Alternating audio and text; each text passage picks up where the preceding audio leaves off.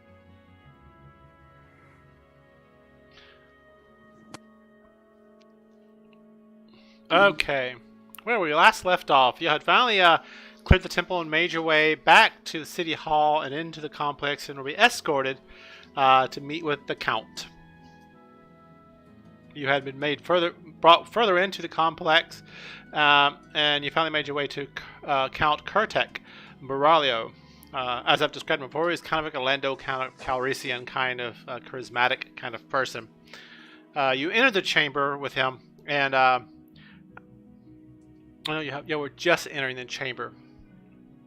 And y'all were brought into one of the larger chambers where the council members meet, and you see himself and about 4 or 5 other people all kind of just standing around talking as you come walking into the chamber. And he turns around and he goes, very good. You've made it out. I was very worried considering the circumstances.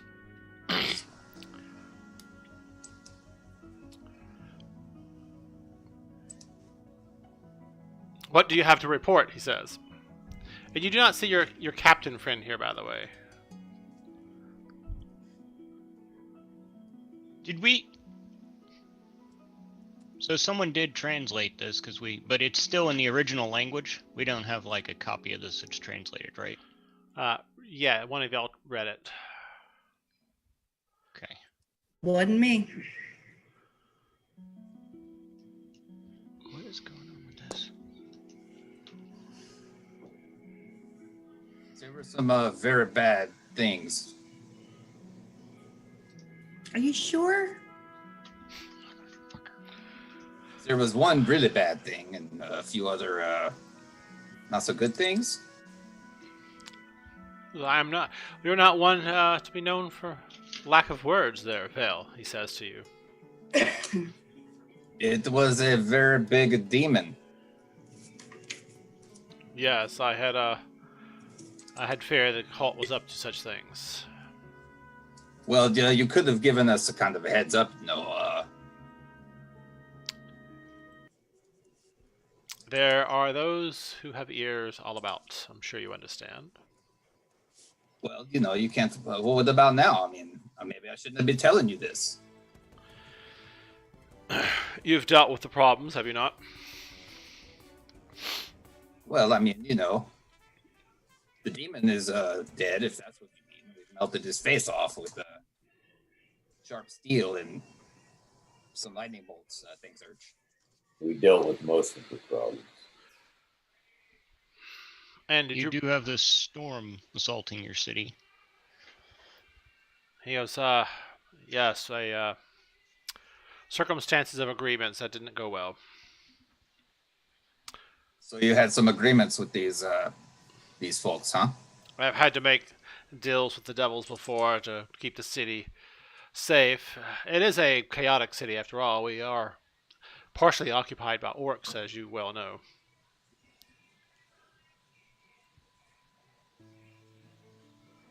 Well, yeah, so we've seen a few of the orcs around too. But an agreement's an agreement. I can get you to your destination faster than you could via the road. Well, you had an agreement with these devil people too, no? They're not around to pay up, though. That would be the case, Well, Salty. no, they are not. What are we on? So is this city on the Sea of Girnat? Yeah. I don't recognize it. Okay.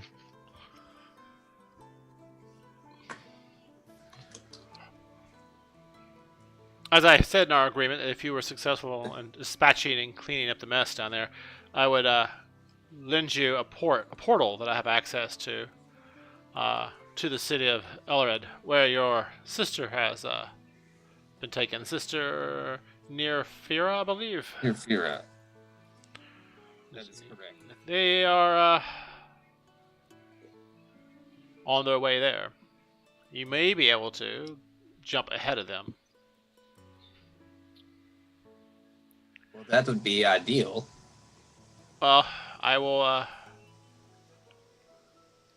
The port opens up. The portal opens up, and an individual who I work close with. He is, let's say, just a close friend of mine there. Somewhat of a informant for me. Nagarl. And Hedoro's Oddities. It's the name of his shop. And you should be able to restock some of your needs. He does carry a wide breadth of equipment. Some magical. Healing potions probably be good.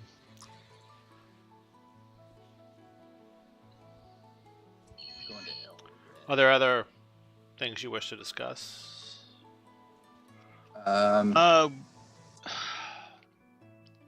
So we're trying to leapfrog ahead of these guys. They're going to Verbibunk something.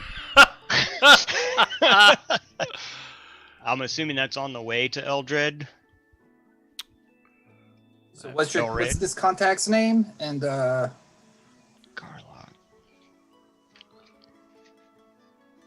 Barlock? Yes, I will. Let me open that up in my notes here real quick. And did we recover this C5 Haiju's tome or whatever it is?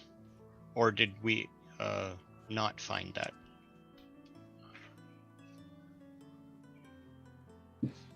I'm trying to piece together notes that are spread all over the place.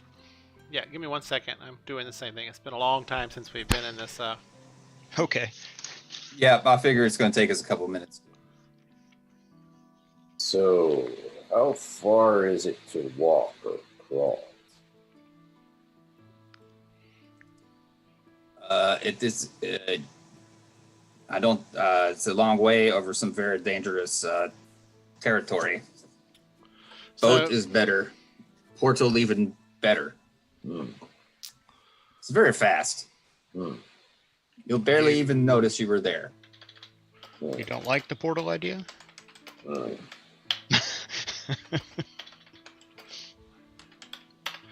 They're very dependable usually, but if they're not, you won't know. This guy's gonna make us a hole to jump through to get there. Well, actually, I'm not. Ancient magics that were once placed here, which we discovered, created back most likely by an elven archmages, we've discovered and were able to leverage to our Oh, then needs. it's going to be very safe. It's elvish. Nothing to worry about, D-Day. You can hold my hand if you're scared. Been a while since you ate, right? Do what? What? Since D-Day ate, it's been a little while since he ate. Otherwise, he goes in front of me. I don't want to be in front of him. Oh, yeah, I did work up a bit of an appetite. And if you had some more of that ice wine that was so good earlier, you know, a little refreshment would be good after our efforts. Well, to be honest, I need to either get you through now or you'll need to hide for a while. You've stirred up a bit of a hornet's nest. If I can get you through now, my companions and I here will be able to, cover, if you will. If you stay, Are we rested? we're going to need to give you some type to hide you away. But if you're out of the city and, well, miles and miles away, any magic used to detect or locate you will be useless around here. So my preference is to get you moving along quickly. I'm sure you... You don't have a snack? Yes, I can provide you with a basket of food if you like. But where you're going, Would be wonderful. I can actually provide you with a letter, and Hidoro will provide you or will supply food for you. I advise you to lay low for a bit until after you've rested. That seems like a good idea. I don't... How am I feeling? Let me make a self-assessment here. You have not taken a long rest. You had pretty much just marched here right out of a pretty bad battle. Oh, I don't feel too bad. I do. Yeah. So Someone already does. he hands you a letter, Val, and it says, "Please, Hidero, take care of my good friends here. See to their needs if possible, and within reason." What is this guy's name again? Lord? It's in the chat. No, the Lord's name. I just keep calling him Lando. Count. Let me go back here. Hang on. The count's good enough. Snazzy pants. Got it in here somewhere. Yes, let me go back to my campaign notes. 1 second.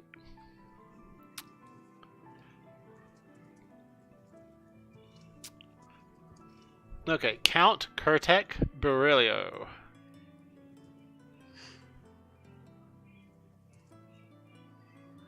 Got it?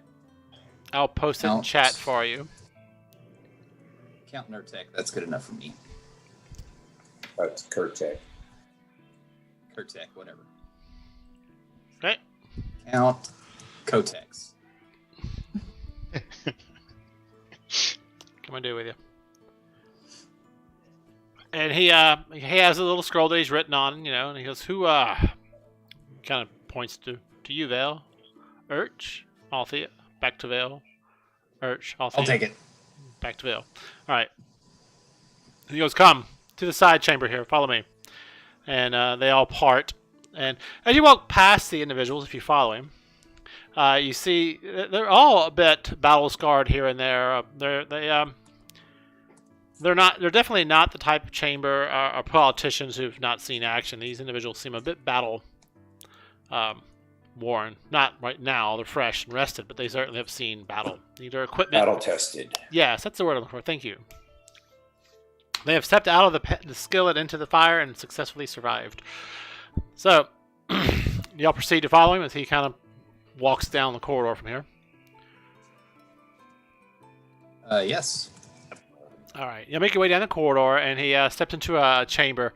It's a bit more of an ostentatious chamber. It's got gold filigree leaves all up along the walls with silver inlays, mother of pearl. On the floor is a very intricate marbled floor with an extremely intricate design of various of runic symbols and things of that sort. And he just says, "Yeah, stand in the center." Then he walks over to the wall as y'all are moving into the room. He begins tracing a particular pattern on the wall, and as he does so, it kind of begins to glow. And he goes, "Once you're all in place, I'll finish the last ruin, and it will activate and transport you there." I want to say pay very close attention to what he's doing. Sure. Yeah. Salty's, for what it's worth, I got a 14 on an Arcana roll to try to... Are you trained in Arcana or just... Yes. Okay. Yes, I am. Yeah, it's some arcane symbols that are used to power the portal. There's multiple arcane symbols throughout the walls here, seem to be tied to different geographic locations. So you all gather in the middle, and he finishes the last tracing. There's a flash, and you find your eyes kind of blinded for a moment, and you feel this gut-wrenching, twisting motion about your body, like you're being pulled thin and then hurled a long distance. You feel your stomach kind of wanting to come up and retch. As suddenly you feel a loud rush and then a displacement of air, and the air kind of coming back upon your body, and your hair poofs up as this happens.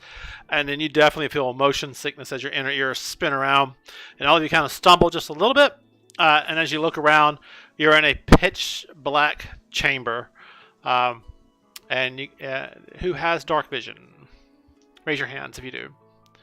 I have 2 with dark vision, 3 with dark vision, 4, 5. All of you have dark vision? Awesome. Yep. So it's a pitch black room. The gray color of dark vision comes in.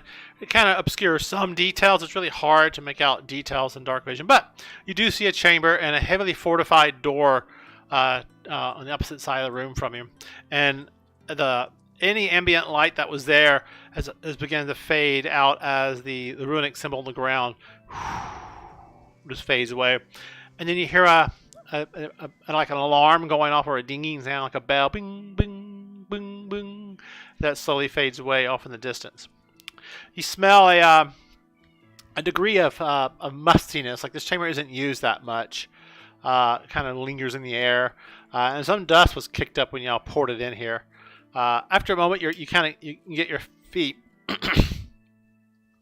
and you hear a latch slide on the door, and like the old classic prison door thing, slides back, and you see some little beady red eyes look through and look at all of you, and he goes, "Who sent you?" The voice asks at you. Are you Hildero? I asked the questions first. Who sent you? We are here on the behest of Count Kurtek. I have a letter of introduction. Here, hand it here, he says to the thing. I'll hand him the scroll. comes through. He grabs it, pulls it through, and the latch goes shuts quickly. And you hear it.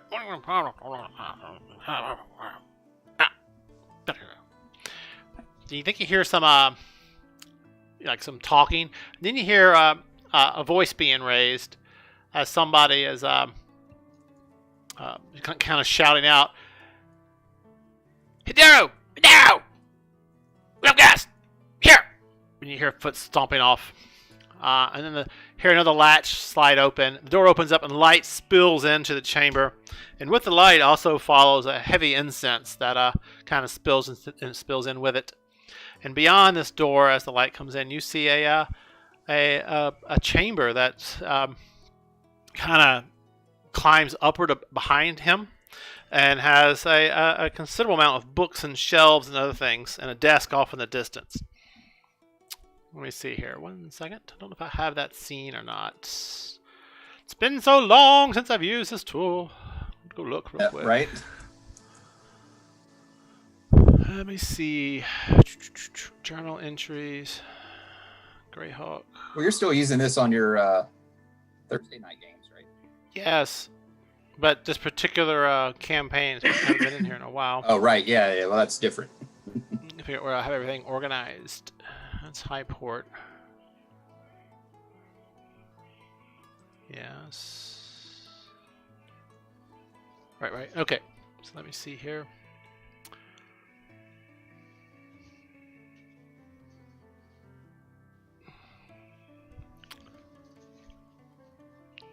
Okay.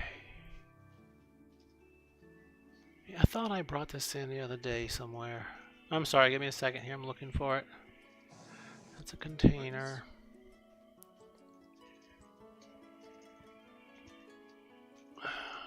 Well, guess I need to delete some of this junk here. Did I create a scene for it, maybe?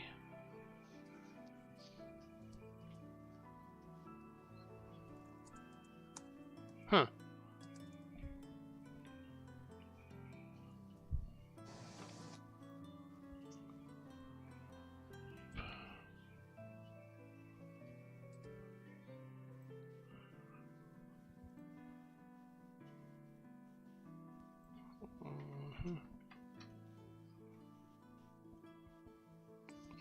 Seriously.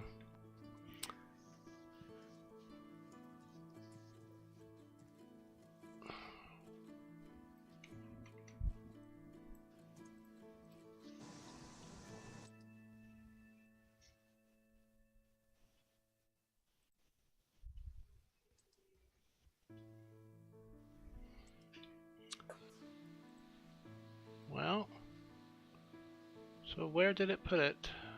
I know it brought it in.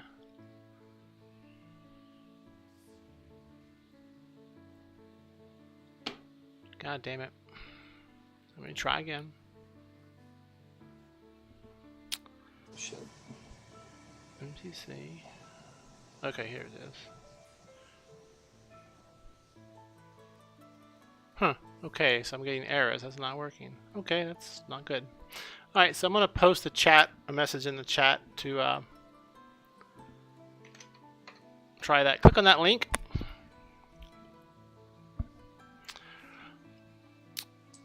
And you'll see a chamber that has a lot of, like I said earlier. Right? And so that bookcase is kind of where you're stepping out of. And do y'all come into the chamber? As he's beckoning you in. And, he...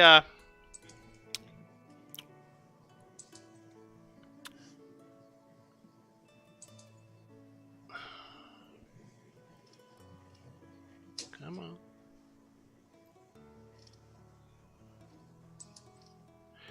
And he, again, if you look in chat, and this gentleman looks like this. He has kind of a woolen coat that kind of flares up at the top around his neck. He's kind of scruffy, got little beady eyes. He's got very practical clothing, kind of as a swashbuckler kind of look about him a little bit. His hands are wrapped. He definitely has some elven in him, and something else too. You're just not quite sure what. And he beckons you all in, and then the bookshelves kind of slide in an intricate manner behind him and shut. And he goes, "So it looks like you have some needs. What is the Lord sending you here for, anyway?" Well, we are here on business, and he helped to get us here more quickly. And he kind of looks at the letter. There's not much here. He sent you here to do what exactly? No, I think you misunderstand. We did some work for him back in, where were we? Highport? Yes. I think that was Highport, yeah. We did some work for him back in Highport, and in exchange, he, agreed to help get us here to Elder. Okay. Then there's the door. He points to the door.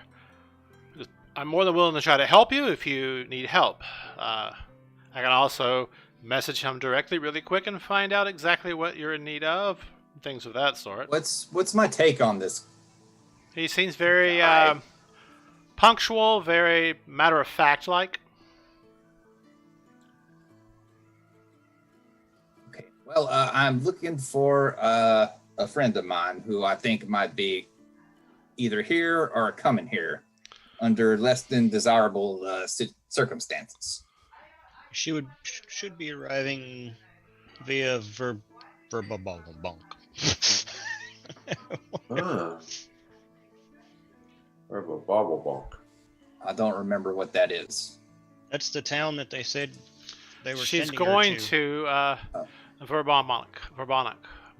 Oh, However you okay. say that damn thing. See, you try to say it. right. Verby. Yeah, we're just gonna call her Verby. Okay, she's on her way to Verby then. Okay, misunderstood. He goes, that is far to the north of here. They have a long ways to travel. Who's she travels by herself? He looks a bit confused. No, she's not by herself. As I said, she's in some less than desirable circumstances with some very unpleasant men who are kind of holding her against her will. And I don't like that, so I'm going to try to get her free. I understand. He goes, well, I think these guys have a tendency to abduct many people. slavers? That is my understanding. Slaver cultists. They like to sacrifice people. And he goes over to a window and he kind of pulls a drape back and he points to a tower that's right across the way from his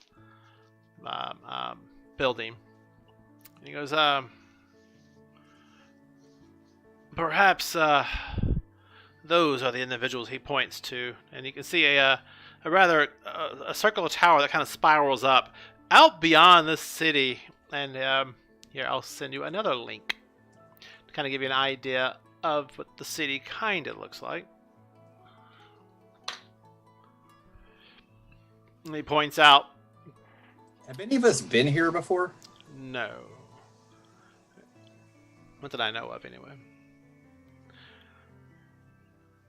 So off on the picture I just sent, you can see me kind of looking in the direction he's pointing out to a tower off in the distance. He goes, there, over past the port, you'll see the tower. Let's just say that I know that many individuals pass through that to head north in an expedited way. The masters that run this, ignore the... anyway, because the masters that way have a rather quick means of transport, griffins, if you will. But with the weather as it is today, and it is cloudy and stormy outside, the tempest and all, he goes, they'll be delayed until the weather passes. They can't fly until at least this clears. So you obviously have a few days rest before you have to depart. please. The count has asked me to take care of you and see to your needs. I have extra rooms here. You're more than welcome. More than welcome to stay, if you like.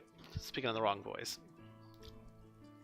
That sounds good. That's very generous. Speaking around here, how are the people who live in that tower allied with, say, the law in the town here? Are they friendly? I would say they pay enough money not to be bothered. And again, this is a town that is mostly run by orcs and other such creatures. You really haven't left the coast. Let me pull that up real quick. Pay not to be bothered. That's better than friendly.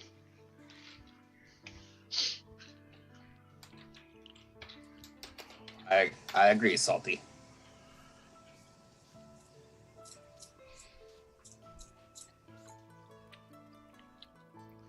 Give me 1 second. I think right, because it's like nighttime now, right? Yes. So you're still in the Primage, and you're in the port. Actually, no, you're in Elred, which is there's a Port Elred, was part of the major city, and it was raided a long time ago. So we're in the port area, Yeah. but not the. And then the city proper is like a separated, or No, it's the Orcish Empire ships kind of raided this area, took it over, ransacked the town, and so the city of Elred is like this part, but this is the port. The way it's built was like its own little area initially, and then the other part of the city built around it. He kind of explains to you.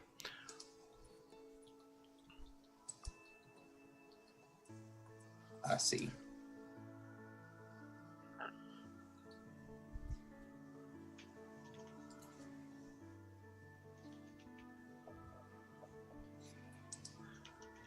He goes, yeah, most of the humanoids here care very little for the slaves that live and die here. The taskmasters, as he points to the tower, are quite happy doing what they do and using them as needed. Since the area fell to Torish Mach, that's the orc war chief that captured this whole area. He goes, the city is pretty much run down over time. But there are ways to get to the tower that are less obvious, but if you're able to keep a low profile, you can certainly move through the cities. He kind of looks at the Makeup Yells group and he goes, but just by the looks of you, though, I don't suspect you'll have problems.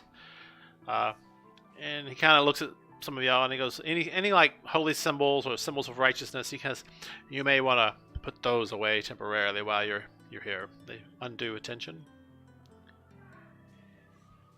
Althea Wait, is we our have somebody symbol with of a holy righteousness. symbol? Oh, paladin, right. Yes. No, wait, I'm not a paladin. Oh, you're a ranger. She's a She's ranger. a ranger. She herself is a symbol of righteousness in our party. That's right. Hold on. Hold my beer. I'm gonna go kill all these slavers.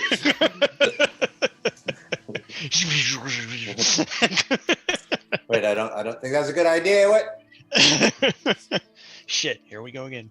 Ready to healing. Well, Ready like to how healing many- potions. how many people I'm are on- in this I'm on- tower?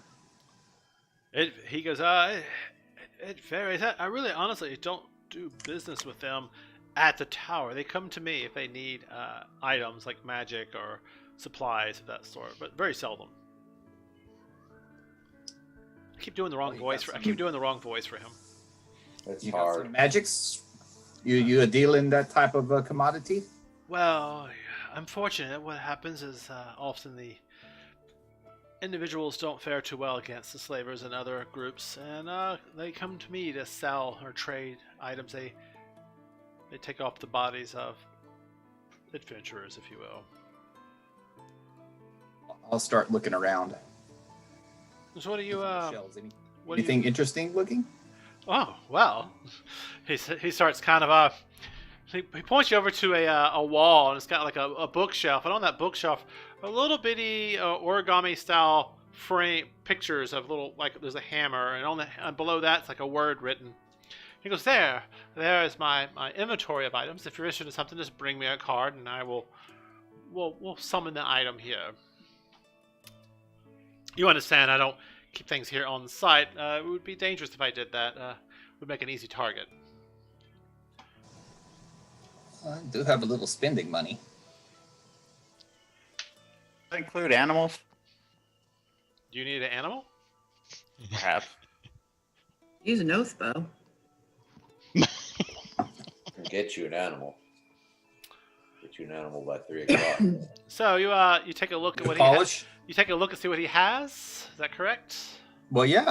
Let's. Yeah. Let me see here. I go to. I mean, while we're here, if you had something to quench my thirst, Oh, here had it is. quite the evening. I found it. There's the show to players button. So I got that. And now let's see. I've got him. The Permission. game world is shutting down. What? No, it's not. No, it's not. Hang on, y'all. I'll be right back. Hey, Urch. Yes. Once upon a time, we looted Eyes of the Eagle, and I believe you expressed an interest in that item. Eye of the eagle? Yeah, Eyes of the Eagle. Wasn't that the dwarves? No, that's Althea. Oh, Trust Tab. and believe. I lost. What about it? I lost 2 fingernails, Althea. Already? What the fuck are you doing?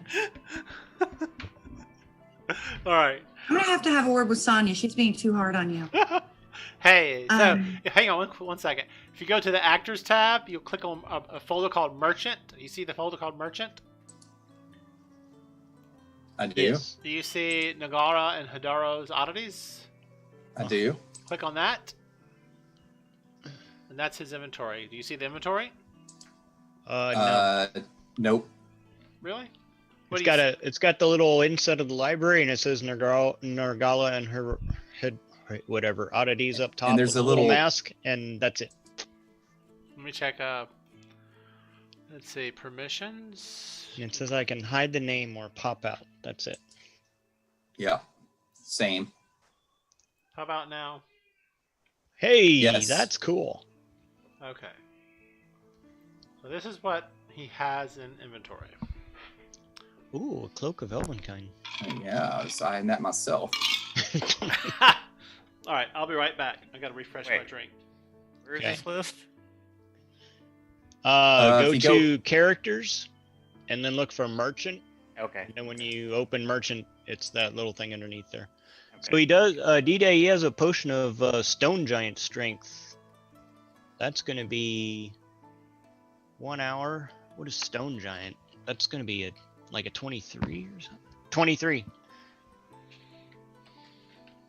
You Just know, saying. you may want to look at y'all's inventory because some of y'all, I trolled y'all's character sheets. Some of you, primarily one of you, have a lot of items like potions that you're just not consuming. That's me. I might put this really cool rule that Mike Morrow was talking about where potions expire if not consumed at a certain period of time. I'm pondering. Well, this I just got concept. these. I just got these potions. I'll be right back. Okay. Everybody loaded me up with the potions because I He have does, the fast uh, hands. He has 15 plus 1 arrows. They're 25 gold pieces each, though. That's a little pricey. Platinum. But you know, when you need a +1 arrow, you need a +1 arrow. So let's see, there's Yeah, nothing I in the don't loot have a- containers or tools. I think most of this stuff is a little out of my price range.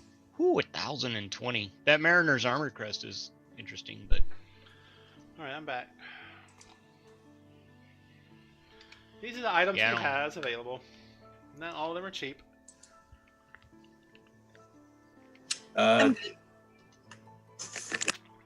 You up for some bartering, maybe? Depends. about this? First, let's get you cleaned up. You're all still kind of messy. And I'm sorry. I'll prestidigitate everybody and. Well, before you even do Do that, that I just say, I'm sorry. He kind of waves his hand like that, and all of your equipment and clothing and hair, it's all coiffed and cleaned up whoosh, really quick. Like, you're not impressed because you've seen this magic before, but at least you're not blood splattered, smelly, kind of grimy as much. And he goes, Oh. Shall we retreat? I don't have that anyway. He goes, shall we retreat from here and into the main, well, at least into my dining hall, and I can provide some food for all of you. That sounds wonderful. Splendid.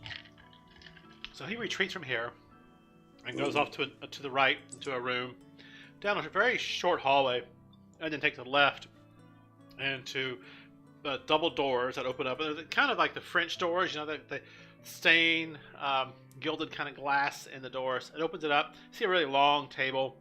It's got some settings, some plate settings there. And as you kind of walk into it, goes, please take a seat. And he doesn't take the head of the table. He just kind of points to all of y'all to take a place. And then he kind of snaps his fingers. And you begin seeing, because what's on the table are not actually plates. Or they're called the little chasers for the plates, what they call them now. Chargers. Thank you. And a stack of plates kind of float in the air to the table and begin dispersing themselves among the table. And he goes, oh, they're just servants. Magical, nonetheless, but servants. This hall I inherited was once a great elven manor.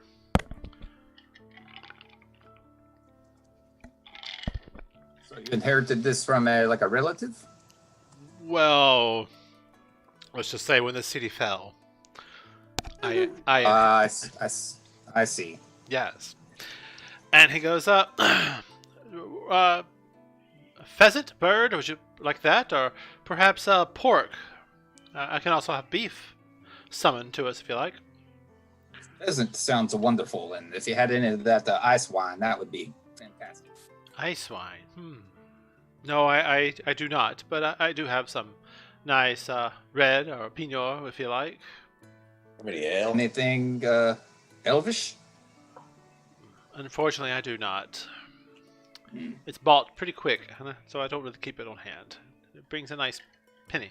But yes, I do have ale and a few harder spirits like rum and potato drinks, potato-based alcohol like vodka. Some wine and pheasant sounds fantastic. All right, so yeah, after a few moments, magically floating in from a side chamber, you just see plate after plate after plate of just various foods and pheasants. It's a very country style meal that's presented to you. Everything's hearty, well flavored. You have a suspicion that he doesn't cook this. It is probably somehow or another summoned, because it almost like magically comes onto these plates, is brought out to y'all, and is placed onto the table. But he does go over to a shelf and he does bring down bottles of various drinks for y'all to have. It doesn't seem to have that being, magically brought to you. So then he finally sits down, not at the head of the table, but at the side, kind of across from you, Vel and Urge, whoever. Puts his arms together as you're eating, and he goes, so, to be honest, to be prying, I'm curious, why, you said your friend was captured by the slavers. That is correct. And who might she be, or he? I don't know if you told him that it was a gender or not. I did not. Who might they be? It's a lady. It's a lady. Of her name is of common Nefera. birth. Lady Nefera of common birth, or lady? I presume that means slightly of a more elevated status. I don't remember. Yes, James. She is a lady? She does come from a noble house, yes. Yes, she does come from a noble house. Yes. And well, they may not be actually using her as to auction off as a slave, but perhaps the ransom. no, Yes, I think they have very nefarious plans for her. They could. The slavers work with various groups and organizations, and sometimes even cults. You just have to be careful with them. You never quite know what they will do with their captives. No, they're working with the cult. Do you know which cult it is? It is the. You didn't know there was going to be quiz. Yeah, it's here. Hang on. Just give us a moment to remember. You're like, sure. Well, yeah. Elder Eye. The what? He says. He kind of stumbles like that when you say that. Yeah, the Elder Eye. I have that like underlined in 3 different places in my notes. So. Yep. Kind of rubs his chin because I've never heard of that. Salty will pull out some of the rubbings off that obelisk, especially the one that had the eye symbol on it, and show it to him. He pulls out of a pocket a little, like a gem, a jeweler's spectacle, kind of puts over his eye, grabs it, he kind of looks at the rubbings and kind of winches the other eye so he can get a good view of it. He goes, "No, I've never seen this before," and he hands it back to him. He takes the monocle off for a second, takes it off, and you see it like a slight magical tinge kind of goes, like turns off as he puts it back in his pocket. Because I do not recognize it. No. I mean, he seems to be lost in his thoughts. Do I believe him?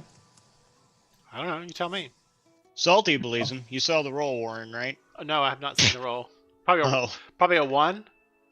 No, I'll I roll actually got a unless- 2. I don't roll unless you ask me to roll, unless it's for my fear of frauds. Right. So what do you want in the roll for? What do you want to do, Jay? Well, I mean, Vel. I'm assuming it would be some type of an insight. Oh yeah, I guess it would be insight, not. Yes. Determine if he's telling the. Yes. Is he telling the truth that he's never heard of this? Well, you can make a check and see. So that was a whisper roll, but I can still see it. Oh well. It's the difference between blind and private. Yeah, I don't get that option in D&D Beyond. I get public or you have to whisper. do it in the chat box of In the chat, yeah.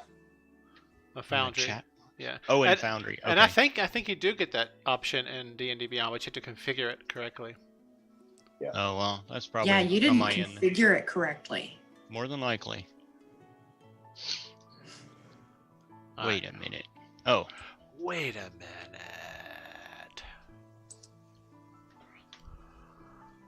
Sure, what does this mask plug in? Can Mask? hide names, and looks like I can hide my race. well, I just lost the whole thing. There it goes. I have a mask as well, and I don't know what it is. Mine's hidden behind variant human. I think it's a Right, thing. it I think appears- it's a thing I turned on.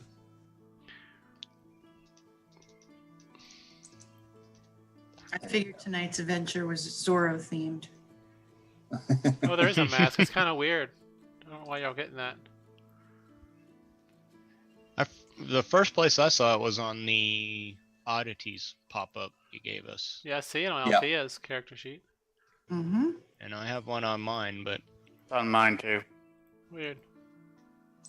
Yeah, it looks like everybody's race is concealed. got a mask. Yeah, I don't know what that at is. least mine was. It's probably some damn module I turned on. Who fucking knows? I don't know about it. Anyway, I've been playing around with modules, so who knows? So anyway, regardless of the mask, that's not really something I put there for y'all to use. Now you made me lose track of what I was doing. Oh yeah, insight. Okay. So what y'all Yeah. get? Alright, so Velas. Okay. And Salazar. Alright, yeah. He seems he's not actively trying to be sly or anything, but he's definitely intrigued by that because he's like temples his hands together, kind of doing his fingers like this, kind of looking up towards the ceiling. He goes, "Well, enjoy your meals. Yes, enjoy your meals. I'll be back in a moment. Perhaps I have a book on this. And he kind of just gets up and just walks out the chamber, leaving you all to yourselves and at the table with all the food and the wine and stuff. And Althea eats. as when you're eating and you put like an empty plate to the side, it just kind of picks up and floats away, and the other one replaces it. Like, you know, if you keep eating and Man, we need to get these to go with us, like for camp and stuff. That'd be great. I need Would these be at very like nice. the Chinese buffet. Like a Disney movie. Right. well, you do see these like mouse ears. No, okay. After Watch out for the probably broomsticks. a good 30 minutes, unless y'all have something y'all wish to do between then and now and then. He ran off rather abruptly. He did mention at He one was- point we could stay here up to a couple days. We might be able to use a day to try to get information on that tower before we go storming in there in our usual idiom. I that's a understand good that you're idea. saying words, but I don't quite follow what they mean. That means we're gonna tie you to the bed. We're gonna kill the slavers out there. You just hold tight. Your gotta time wait. will come. Wait a little bit. I think Salty meant so that you can't leave. I don't think he was talking about anything kinky. Oh, yeah, Is that sorry. not kinky? That could have been misleading. You think that's kinky? Urch, do the frog thing.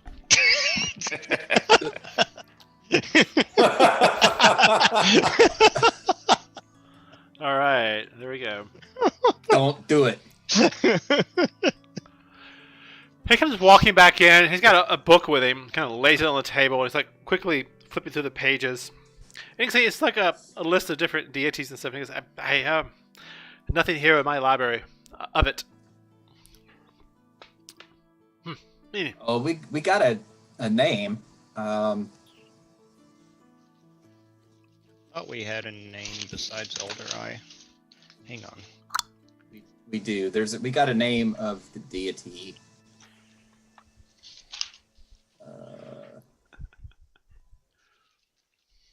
That was way back.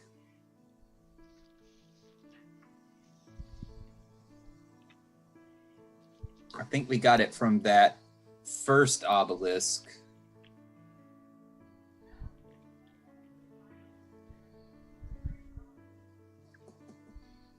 Started with an O, I believe. I've been having a weird day when you have to like number and catalog how many obelisks you've encountered. Yeah, right. It was before. It was from It back would in be Dark great Shelf. if we could actually use these notes to find what we're looking for. If you had a digital form, you could type like obelisk, and it would show you the references to it. You know. Yeah. Yeah, because I don't have obelisk typed very many times. So remember the word chain? Remember oblivion? I saw something about oblivion, but not chain. Let's see here. That's where we found salty, glowing obelisk. THARIZDUN.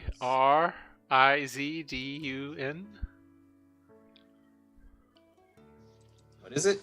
That Thor's Dune? That's Maybe? No. I don't have that written. I don't really. I mean, he's a bad guy in Greyhawk.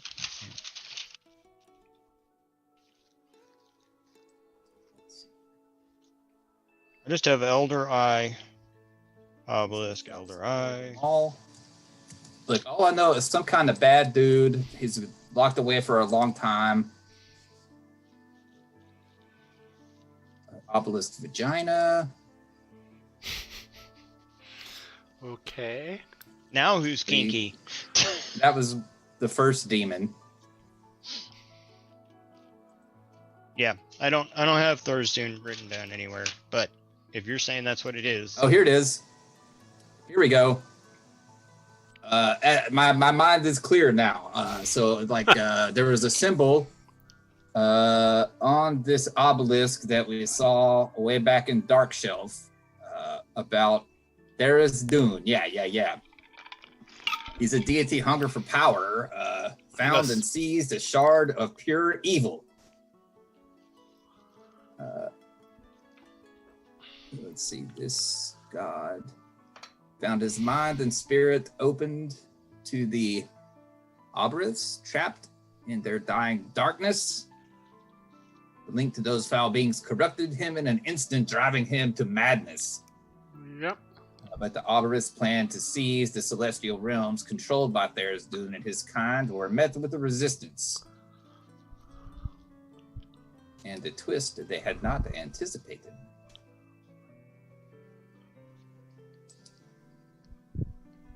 And that was from back in May. Yes. So basically, he's in prison. He was imprisoned ages ago by a coalition of deities to prevent the destruction of existence itself. Blah, blah, blah, blah. He still has a degree of his original power multiverse, and he has some influence over this world. And he goes, if I'm not mistaken, I believe up in Greyhawk, as the game master pulls up his map.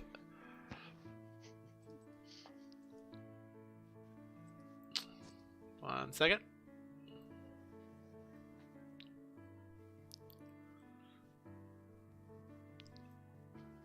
Yes, he goes. Up by the Kron Hills, I believe. Kronhill. I remember the discussions of a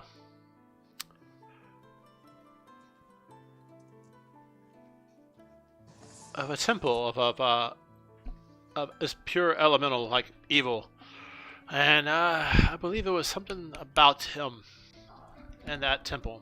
But that was ages ago, and it was, as I understand, it was shut down. But you mentioned the town of Verblanc, correct? The city. Sure, yeah. Yep. That is north, not too far from the temple in that area. Back to the old town of Hamlet, as I understand it. Oh my goodness. You better get better at finding traps, though. Hey, I'm pretty good at it. I just blew us up that one time.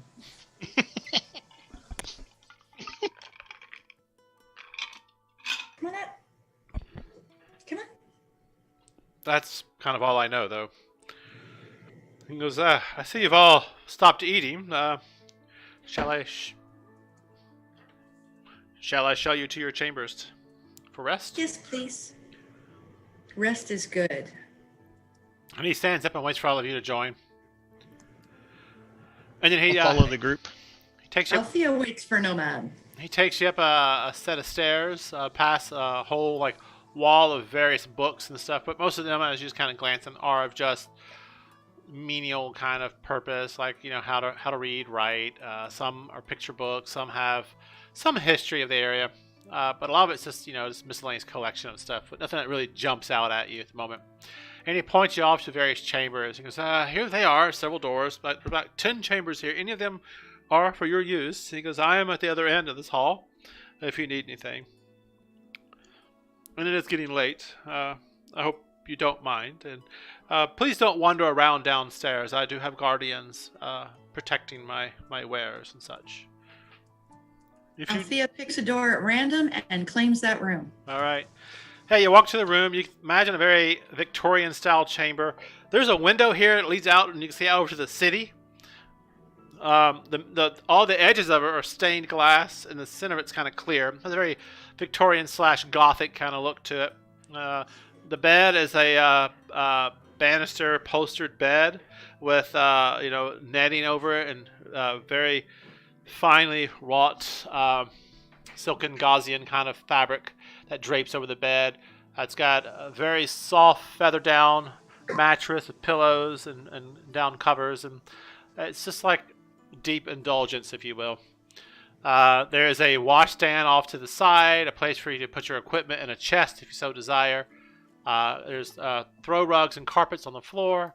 There's a table off to the side with a chair, and then there's a mantle place and fire that just kind of begins to slowly glow and ignite as you enter the chamber to waft away any signs of chill in the evening.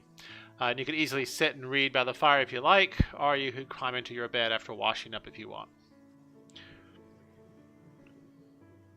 Okay. Certain that Salty can get in to tie me to the bed. I'm going to have a rest. All right. Wash up and Well, have a Real rest. fast there, man. All right. Before I go to sleep, I want to resummon Hugh. That's your owl, right? Correct. Oh, it's been a while. This is Hugh the 17th. I guess the 23rd.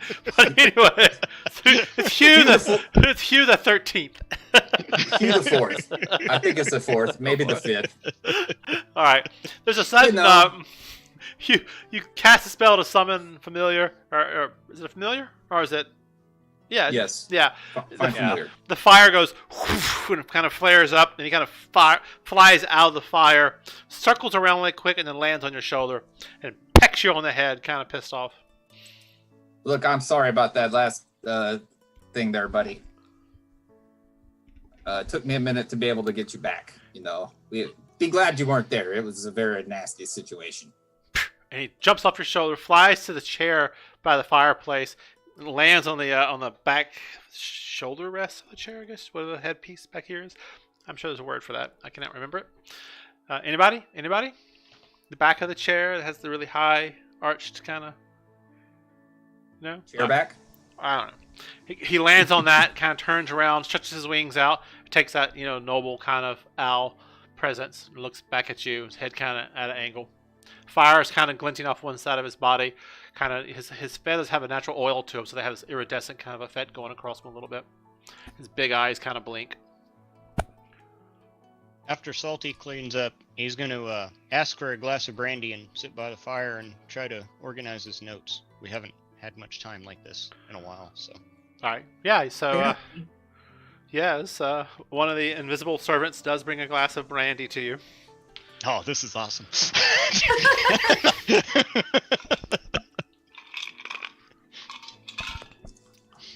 All right. Let's take a 5-minute break, and we'll resume after that. How's that sound? Who needs adventure? We could just crash here for longer. Right. We're retiring. We're done. We take about an hour to role play the long rest. Can we? All right. I'll be right back. And take a look at the loot sheet. If there's anything there y'all want, let me know. Well, I mean, Anything yes, we can afford? Well, you Might be a different story. You may want to barter. You have equipment and stuff, so I'll be right back. All right.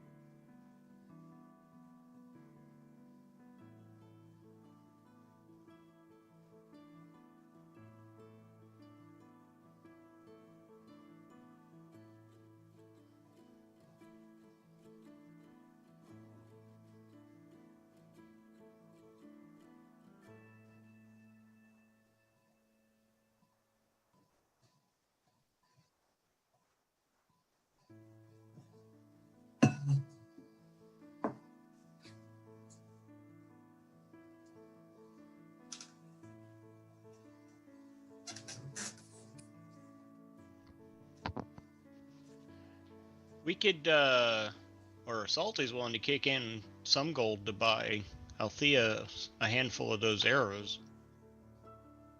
I don't think she has a magic bow. I don't think she does either. I I've got I some can, serious lag on my camera.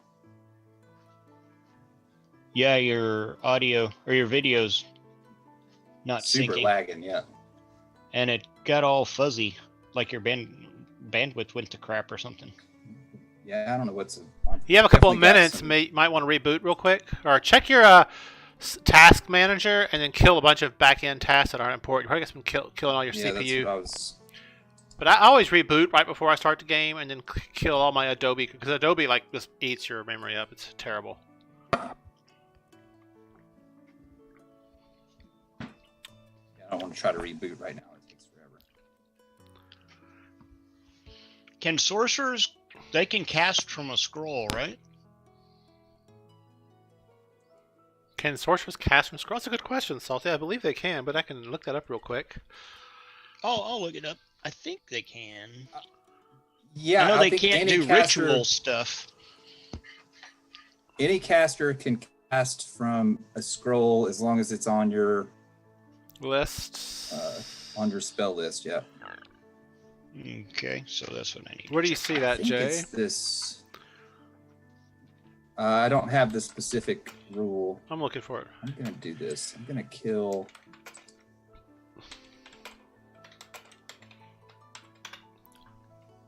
Well, I don't know where that spell came from.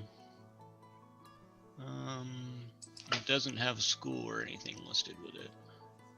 A wizard spell on a scroll. If the spell is on your class spell list, but at a higher level than you can normally cast, must make an ability check to use an ability to it, right? Whether or not you can cast successful, right? God, I just killed my audio.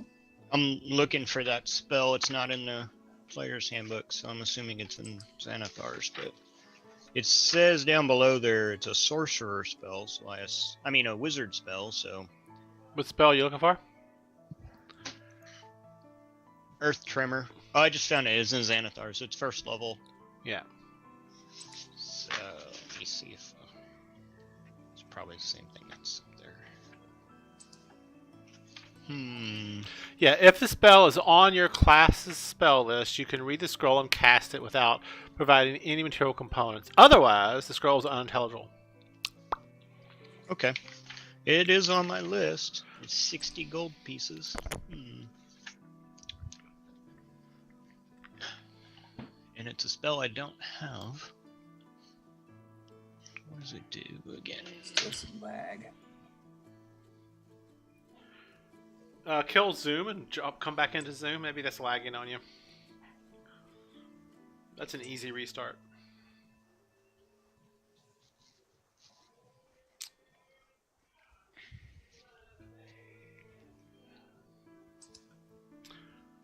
My family is watching Dr. Horrible, and they also just got through watching Repo Man. Apparently it's musical movie night.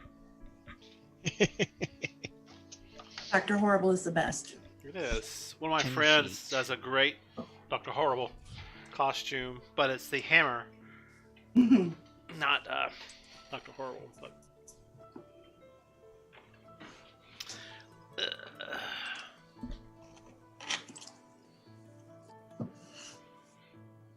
Vale will return momentarily. He's killing Zoom and coming back.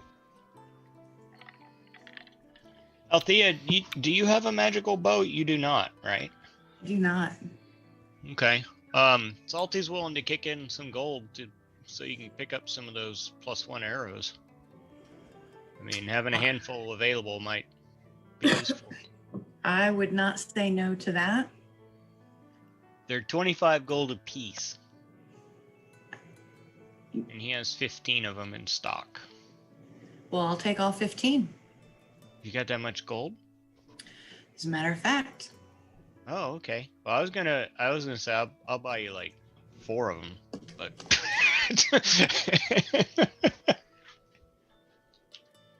So What are y'all looking at doing now? 60 gold. I'm buying the 15 +1 arrows. Oh, okay. Well, then I won't So that's gonna be 5. Salty's gonna buy that scroll. I'll try to figure out how to add it to my inventory. And brings Scroll. to this. I guess I pick spell scroll first level. You guys hear me? Yeah. Yes. Nope. What do you ask? We don't see you. Yeah, I've got to change. That's weird. Integrated webcam. Can you see me now? I can hear you now. I can see. No, I cannot see you. I see Vel. Just the letters. Yeah. Tremor. 155. What about now? Says Oh, you have nope. says you have not Oh, started. here we go. Says you have not Here started. we go. Yeah, it just prompted me for that. There we go. Yeah. There you go. I don't You've want got a that, though. giant green thing behind Yeah, you. yeah. That's a weird halo. Well, I think my webcam software was giving me problems, so I killed it. Hang on a second. I'm gonna fix this. All right. Anyway, while he's fixing that, anything else I wish to get off that list you saw? Picked up the spell scroll. All right. Did it allow He you? does have did he has it- potions of greater healing and potions of. Did it allow you to loot it, or how'd you get it? Well, actually, I just typed it into my inventory. Can I just? Yes, there's a little loot gem next to each item. Let me check the permissions. You must loot items from a token. Okay, so let me go to the map you're on real quick. You're currently on, I think it's the occult letter, right? Nergala and Hodiro's oddities. Yeah, so you'll see. Oh, you're in the. No. In the background, the map. Do you see the map? Oh yes, yeah, that's the letter, the cult letter. To, Yeah, so you see that little Greyhawk. little thing I'm moving around the map? Uh huh. I think you select that. Oh, and it pops up the same thing. Okay. Let me check permissions. I think I go owner, save. Now you should be able to loot. Click that, and I think you can loot. I think you gotta have. Oh yeah, it gives me different stuff on the side now. Yeah. Salazar looted. Okay. Okay. So I took 60 gold out. So there are 2 potions of greater healing as well that are 44 plus 4. That might be good for some of the fighter types. Be sure to watch the cost and deduct that from your gold. Yeah, I don't have. Well, I do have 150 gold, but You must loot from a token. it's the little mask thing on the background. You got to click on him on the background. He's right below y'all's characters. Got it. What are we buying? The arrow. Salty bought a scroll. So if you double click Altea- that little token, the thing pops up, and then you can. And did you loot the plus arrows? Yes, I don't see them anymore. Yes, I did, and I deducted from my Yeah. monies. Okay, so the potions of greater healing are 150 gold each, and they're 44 plus 4. Yeah. There's 2 of them.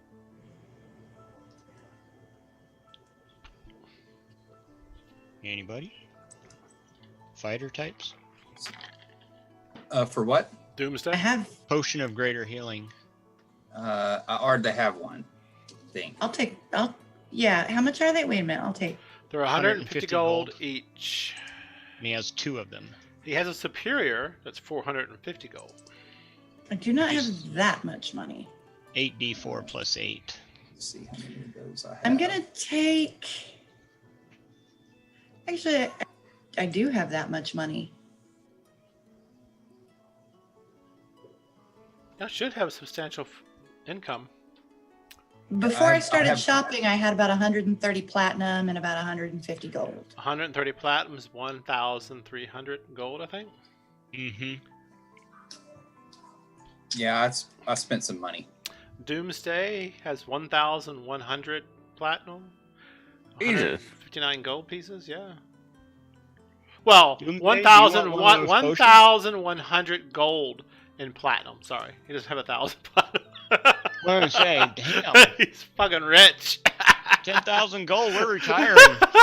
Hey, if we all pool our money together, we're about 10% of the way to buying the figurine of Wondrous Power, Obsidian Steed. Yeah, I saw that. I looked at it and I looked over and said, "Man, that's a lot of zeros." Yeah, it is.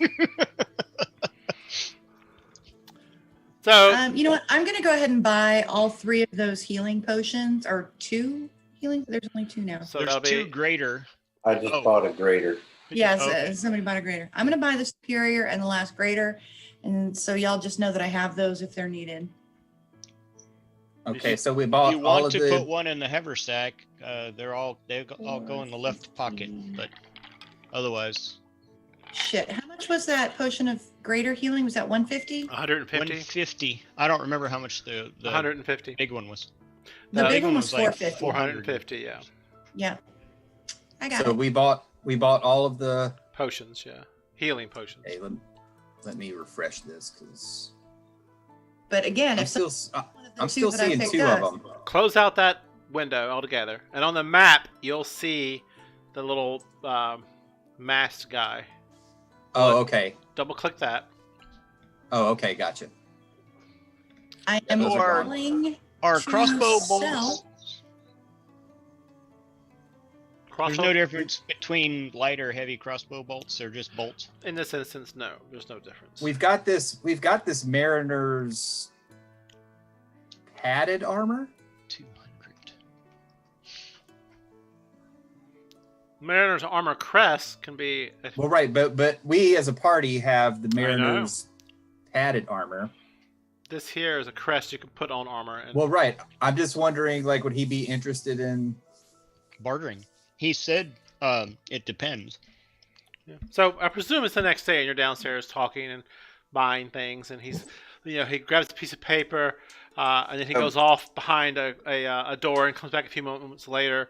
But beyond the door, when he opens it, and there's like almost nothing back there, so you assume there must be some kind of portal he's going through or such. And he comes back out with the items, and the gold comes in, goes without him, goes and leaves and comes and goes with him, And he goes, wow, that was very brisk.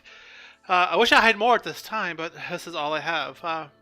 Perhaps you have some other things you'd be interested in departing with. Let's see. So this dust of disappearance might be interesting. Warren, just FYI, before I went to sleep last night, I cast good berries. Okay. Yeah, I think you said that's always a regular thing as long as you have material components, or do you need material components for that? 300. So Um, that's what I'll check. 30 platinum. Yeah, I lost 2 fingernails already. Can't believe that. See, Huh? Oh, let me see. my thumb and my pinky compared to this hand, you can see. So what would you give us for this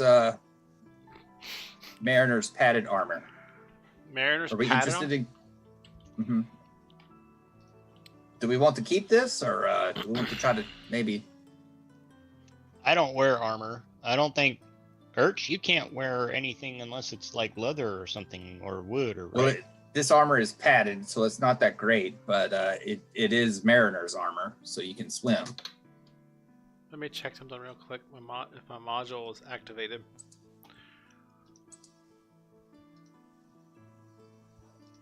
Arch, did you want the Eyes of the Eagle? Yeah, I just saw that. I'll take it. Sure. All right. Thank you. Then I am removing it from my inventory. It's all yours. Okay. Yeah, it should be here. Let's go. There it is.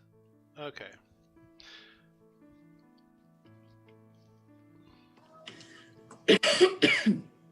Sorry. You guys want to pitch in and maybe buy this dust of disappearance? What does it do? Disappear. Invisibility. Right. Or Use an action, throw the dust in the air. You and each creature and object within 10 feet of you becomes invisible for 2d4 minutes. how much is it? 300. 300. I'll kick in 50. Yeah, I'll kick in some. See, there's 5 of us. If we kick in 60, that splits it up. But Okay, I'll kick in 60. damn, Wait, I'm broke. why? I'm gonna have to find more people to spend the night with. I will kick in for Salty's. Well, you know, Road. if we needed to, you know, make a quick disappear, that could come in handy. Yeah.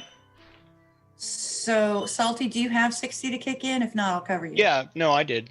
Okay. I'm just like, I don't have much left after that. I got about Whatever. 100 gold left. So So, 3 people. We've got 180 so far. Who else? I mean, I could did. buy it Yeah, myself. whatever. I Alright. contributed. So, we all kick in 60, and Vel, you get the dust.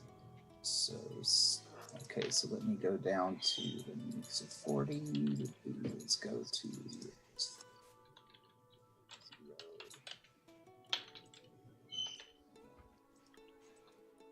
60.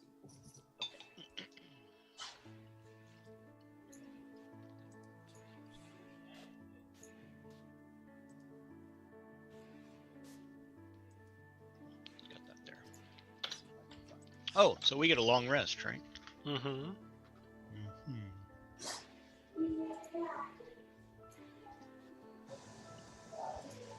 That Mariner's armor crest sounds very cool, but I don't have that much money. He'll give Did you he say how much he'd give us for the suit of armor? 500. That's what I'm trying to find out. 500. Let me double check. 500? Let me double check that real Mhm. quick. I'm still checking that. No worries. I'm just gonna click this loot all button and run away. Run,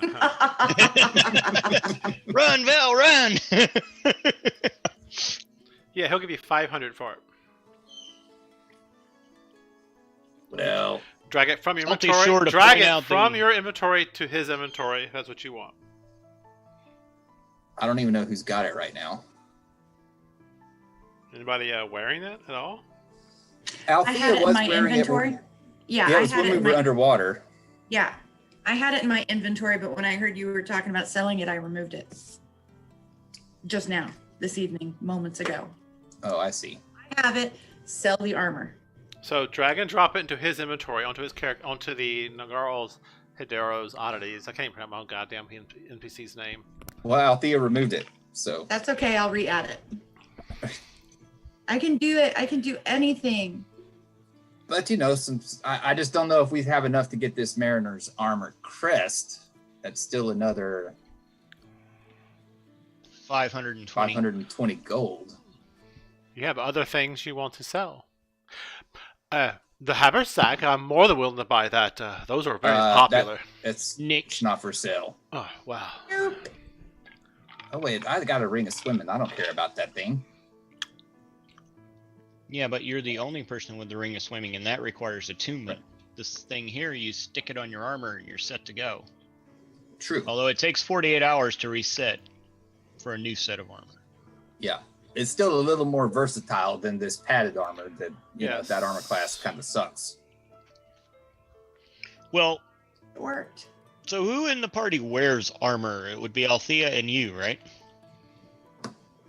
And Urch, Yeah, I've got but Urch can Studded turn leather. into swimming things. So Yeah. you know. Adding the 500 from the Mariner's armor to my currency. I got this bag of That's a shared beans. amount of money. Oh, you've got the bag of beans? Yeah, I might want to keep that though, because it's crazy. That's It some might get us out of a tight spot, you know, or it might eat us.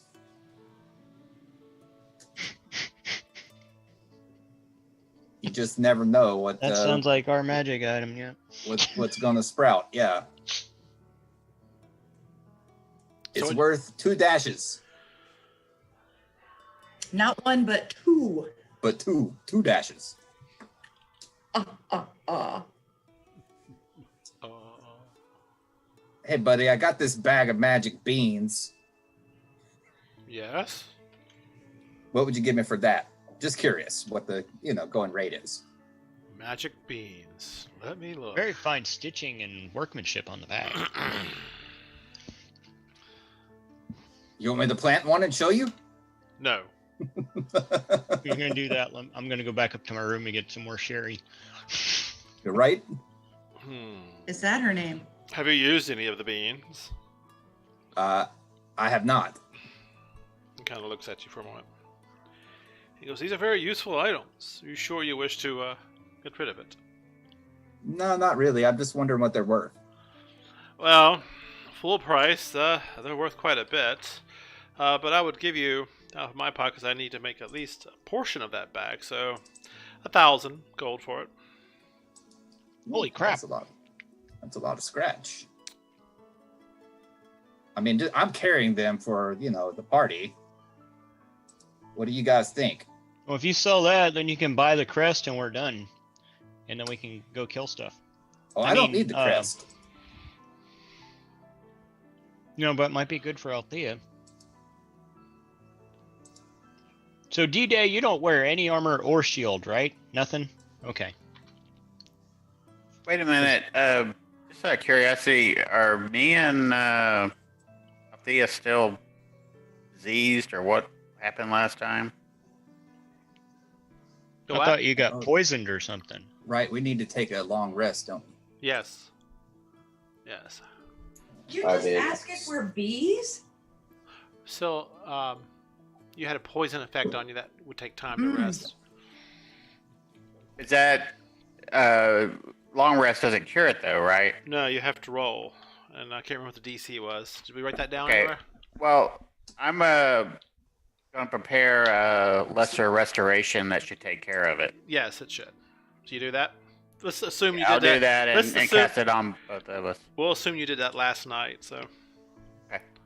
I mean, that wouldn't be something you would just overlook because you, the player, forgot your character would know they were under that duress. I just thought of it. Yeah, this is the, let's come here. That is the Mariner's armor as defined in the, D&D Beyond. Anyway, anything else? If you're not going to sell the Mariner's armor. Oh, I think we sold the Oh, you did, Mariner's you armor did, you did. and Did you sell the the bag? beans? Did you sell the beans?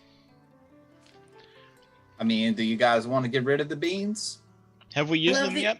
I love Not the yet, but idea of the beans more than I like the actual fact of the beans. So drag Yeah. drag the beans into the inventory of my guys. I mean, the beans could be useful. You got to use them for them to be useful. Well, true, but I mean, only in a pinch. And we are going up probably against some crazy shit. To which we they'd don't make- want to add magic beans. Well, they might make a good distraction. Or you they know. might fuck us up. So crazier than demonic flies that are the size of a dog and suck your blood, or some kind of chain devil that comes out of a vagina and an obelisk? I swear don't to think God, that Belle, crazy. if you bring out those beans, I am going to have to pet frog. Look, okay, let's take a vote. Who wants to sell the beans? 1, 2, 3. Everyone of Four. four. Sell the All beans. right. Sell the beans. I guess we're selling the beans. Drag them The into my guys' Electoral College is inventory. in. How about even swap the beans for the? Figurine of wondrous power. Yeah, That would not work. I'm so sorry. You miss 100% of the shots. But I tell you, I see you have been eyeing the Mariner's crest there, good Serval. I will certainly do a 1-for-1 with that. He smiles. that seems a little more useful to our group. So here I will. Because perhaps I'll be even more kinder, because I will make a good profit from that. I could throw in, if you like, the Vicious Lance tip. You can mount that on another item if you like. Can that go on a great axe? No. But any kind of like throne, lance, that type of thing. Oh, D-Day. How many harpoons do you have? I'm good. He's good. Well, this would make it a Oh no, it is magic, but there's no plus. But you do an extra 2d6 on any crits. Yeah. All right then. That's it, my good friends. So are we taking the? Take the crest. And that's for Althea. I don't know. Y'all's decision on that. Probably, because Urch has shaped. He tells you what. Right. So since you don't want the lance, we'll gladly give you the dust of disappearance instead. How's that? Sweet. Okay, that sounds good. So everybody take back their 60. Oh, I feel better. All right. And you have that in your inventory. And now I will go. I have it in my inventory. Okay, All right. good. Permissions. All right, that seems like a good deal. Oh shit. Althea, you have the Mariner's armor crest thing. Thank you. All right. So when you die underwater, you'll float to the surface, so we can find you easier. That comes in handy. Yeah.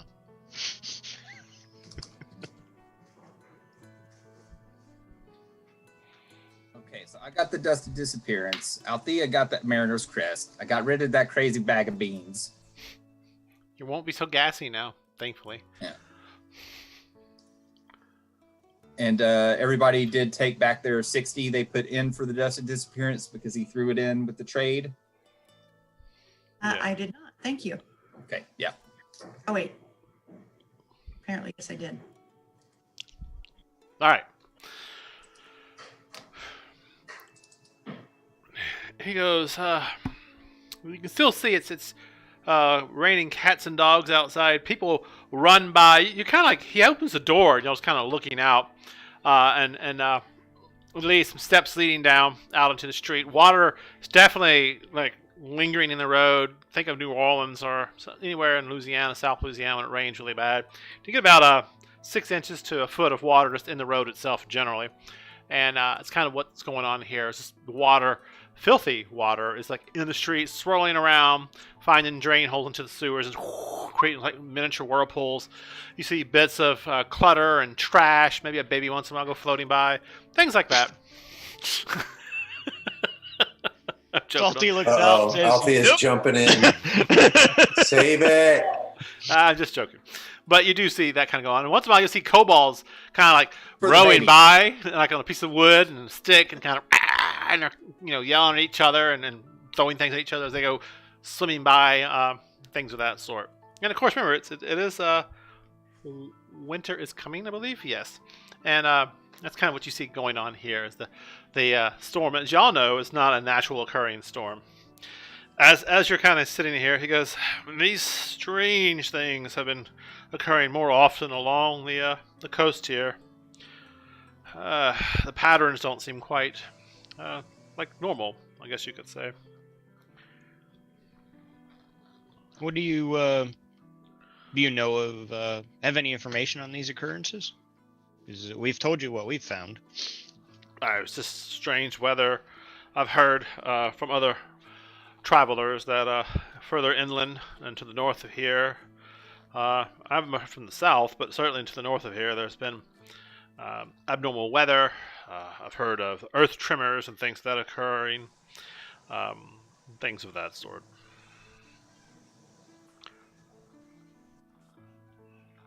So, I know you wish to enter into the tower. He shuts the door, and he goes, What are your plans? Can I try to assist in some way? I was asked by the Count to render assistance within reason, of course. Do you have any information on the tower?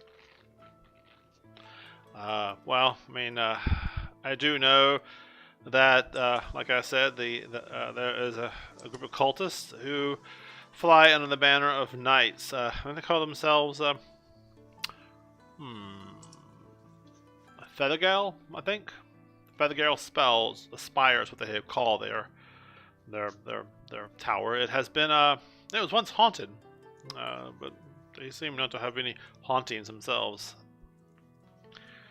I believe there's the commander, what is his name? He shakes his head as the game master reads through his notes. Yes, Thurl. Can the game master post these names in chat too? No, absolutely not.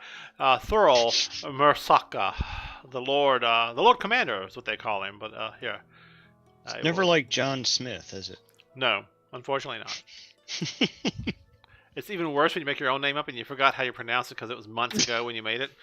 Yes, Thurl Mursaka, the Lord Commander. And what was the name of the knights? That was Feather Guild? Feather Gale, I believe. Gale. Yes. And like I said, they normally transport... Feather Gale? Feather Gale, yes. Okay. And they call their spire Feather Gale Spire. Like I said, it was once abandoned and haunted. They moved in, I don't know, about a year ago, maybe, or two, and quickly rebuilt it, established fortifications there, and have since taken up shop. And they work in transporting various, well, they work not directly with the slavers, but they have done jobs with the slavers, I believe. But it sounds like that's where your friend would be taken to be transported based on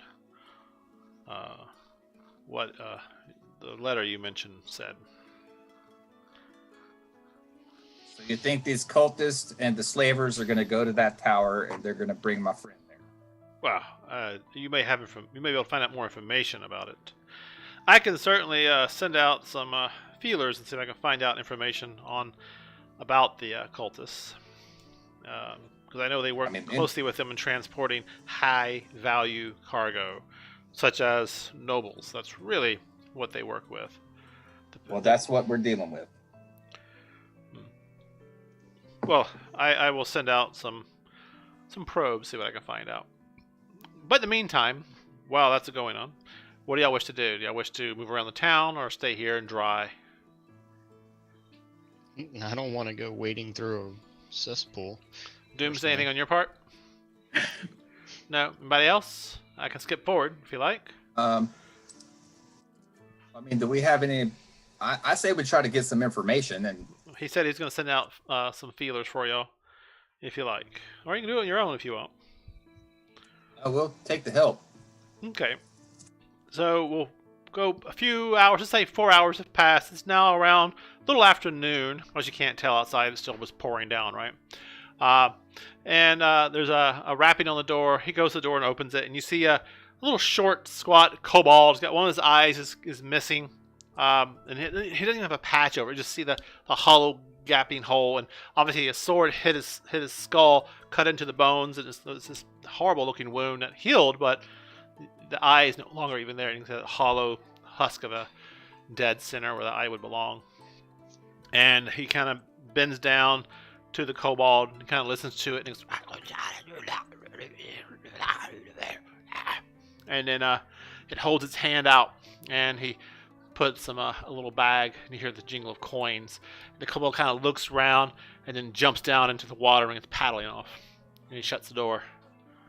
Well, I have news for you. According to my friends that are in the area, and he kind of smiles, the little ones.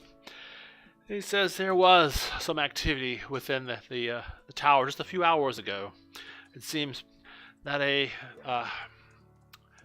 group of slavers had arrived on very tired and worn out horses that pretty much dropped dead almost, and they entered the tower. What caught my friend's attention, though, is that the rain seemed to waft away from them and did not touch them as they entered. And in tow with them was one of the most beautiful ladies that it had ever seen in its life. Perhaps that is your sister you speak of. Well, that seems likely. Of course, any woman who's beautiful, they tend to fawn over. Just saying. Just letting you know. All right, so... But beyond that, I know of no other way into the tower except climbing the walls or through the main gate. There may be other ways, but I don't tend to venture there. They tend to come to me. What do y'all wish to do at this point? Wait the weather out, or you wish to proceed there, or do something else? We had 4 hours. Would he let us hit the library in the room where we first came in? Yeah, what are you interested in finding? Anything about an elemental tempest? Elemental Tempest. Well, you find out, books that, on magic treaties and things of that sort. Let's see here.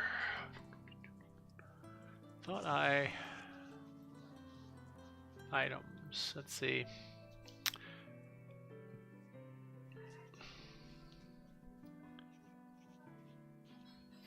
Yeah, most of the things that are there kind of... It just talks about various, magics, the elemental magics. Talks about, the possibility of summoning elementals, be them wind, earth, fire, things of that sort, and controlling them is iffy. Nothing that you didn't already know, but most of this is geared towards magic users, those who spend time and effort learning, the arcane arts, and aren't necessarily gifted through just their blood or by pacts they make with darker fell beings. Okay. One thing does catch your eye, and let me see here. You run across configure permission. This will be Salsazar, right? And I'll Yes. go. Alright, so if you go, you'll see what appears like these little big heads up on the right hand side of the Foundry interface. The characters? Yeah, there's like a little, looks like luggage almost. If you point to it, it'll say items directory. You'll see, I think, books and letters. And you'll see dark magic, 3 pretexts. Do you see that? Yes. Click on that. And I believe you should be able to read that. That's one thing that does catch your eye as you're kind of perusing the books. Like I said, most of this is just fanciful writings, not much of beyond that. He does definitely seem to have lots of books that cater to the, the more seedier side of one's carnal desires. Seems to be his main source, what his library really. But this comes like a little treatise that catches your eye. I'll have a new name.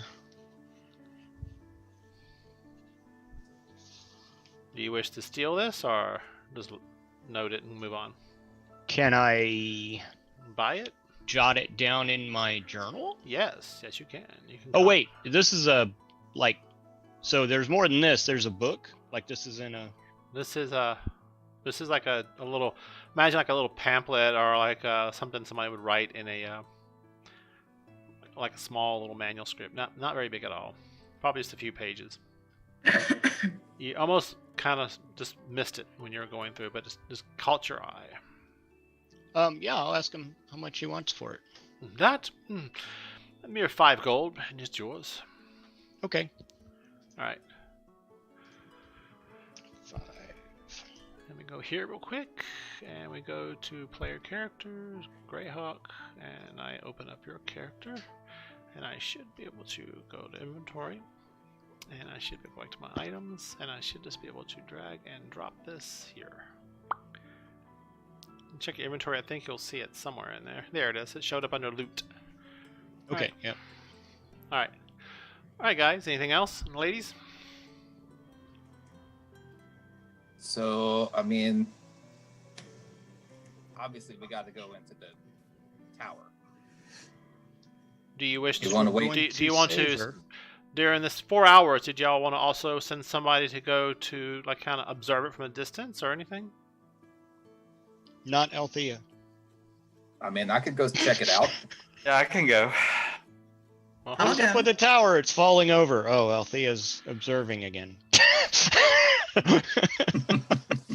So, are you wishing to do like a stealthy reconnaissance, or are you just going to go and look at it from the outside?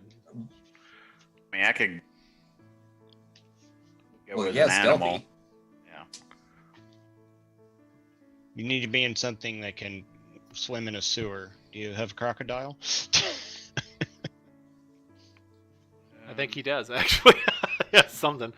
A giant crocodile going down the road. I think the only one that would notice at this point would be the kobold on their little, paddle boards.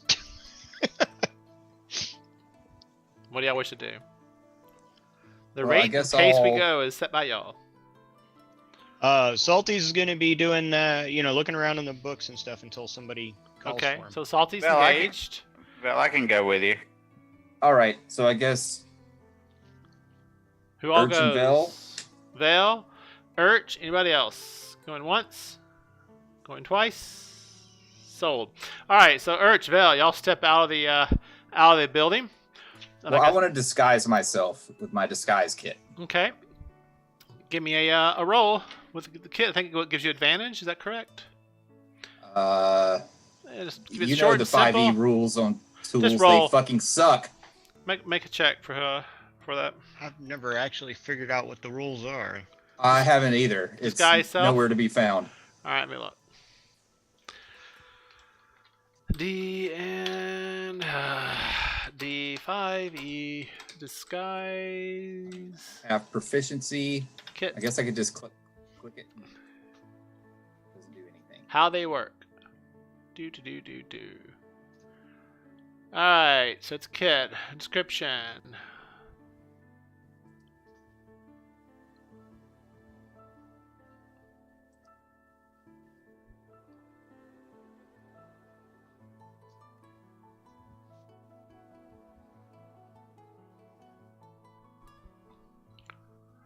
All right, so you're going to try. It's a deception check, and it gives you advantage.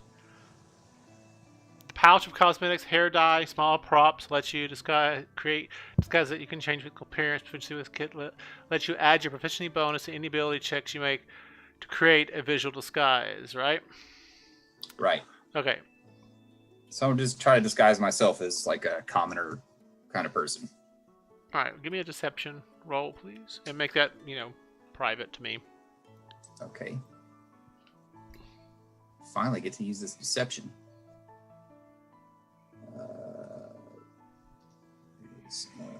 Set this to private. My GM roll. And this is with advantage? No. Oh.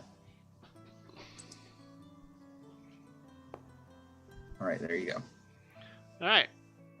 Yeah, you get all that done, and Archie kind of look at him. He certainly didn't transform to like a bear, but he certainly did change. So what are you trying to look like? Vale? Just nondescript commoner type person. Human or what? Well, what?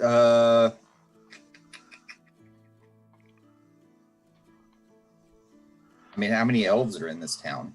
Humans are more common. You don't know. We are in the Inhuman Pomage, and the town is basically ruled by orcs. How many elves do you think there are? I'll ask. Yeah, probably not a whole lot. He tells you I'll ask most of the ones I've seen are a far much darker complexion than you. humans that you've seen. Elves. Oh, I see.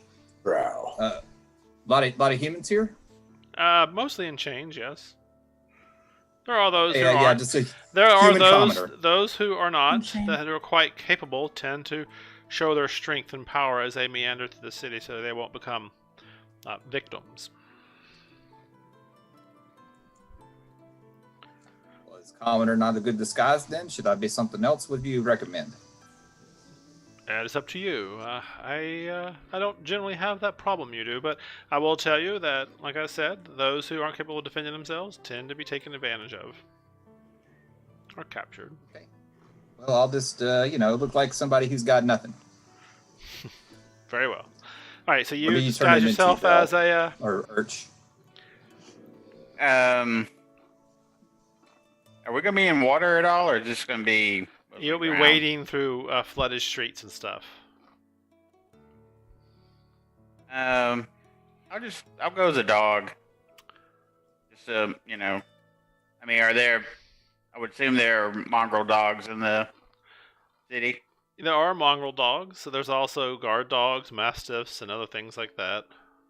He tells you. A lot of the orc commanders will have very heavy armored war dogs that go through the city with them. They'll sick on individuals they're pursuing. Yeah, but wouldn't one be alone, or would this guy be suspicious? I just don't want to draw attention to myself. Yep. But I'd like to be able to defend myself if need be. There are a few strays in the city. Well, how about this? You could do a mastiff, and I could say I'm the dog handler, and I'm taking this dog to one of the orcs. Okay. All right. You'll do all this. You head out of the place, and you wade into the streets. The water is icy cold and quickly makes its way down your armor between your neck, and as you continue, your dog is like kind of wading through the water.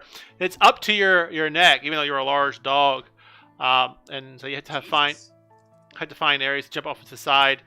You do eventually find not Vel's neck. Up to the dog. So the dog's, good 3-4 feet up.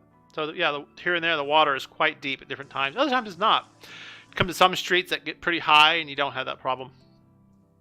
It takes you about an hour to get to where you can observe the Feathergale spire. And you do see, like I said, you see where the river kind of comes through here, and the boats are docked. You go over a bridge. That's actually, surprisingly, to your surprise, it's fairly well maintained. But as you're approaching the top of the bridge, you see there several orc guards and a guard shack. But nobody else is like at this time crossing. Maybe a few little like kobolds and stuff who just kind of quickly sprint through the guard area, and you can see there's light coming from the guard shack, and you see maybe 3 or 4 individuals from this distance. They look like you think maybe orcs and something else, maybe, but you're not quite sure from here. And the range. Let me see. Well, let's just try to sneak by first.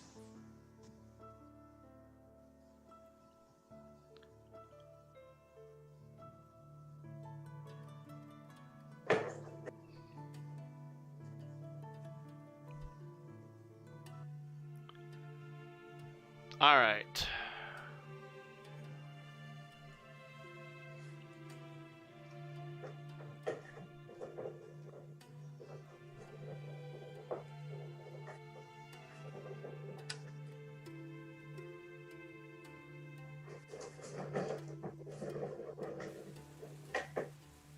All right.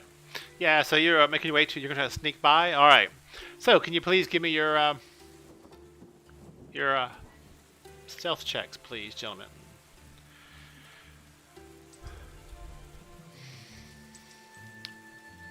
Which I might as well just keep it on blind GM roll. Yeah. Where is it?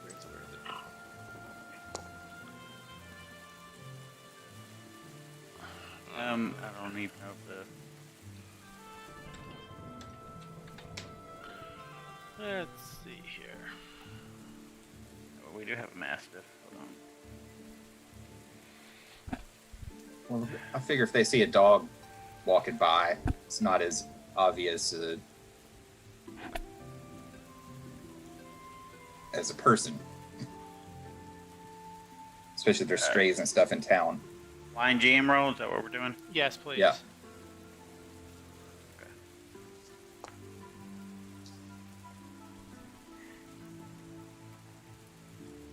All right. All right. Yeah.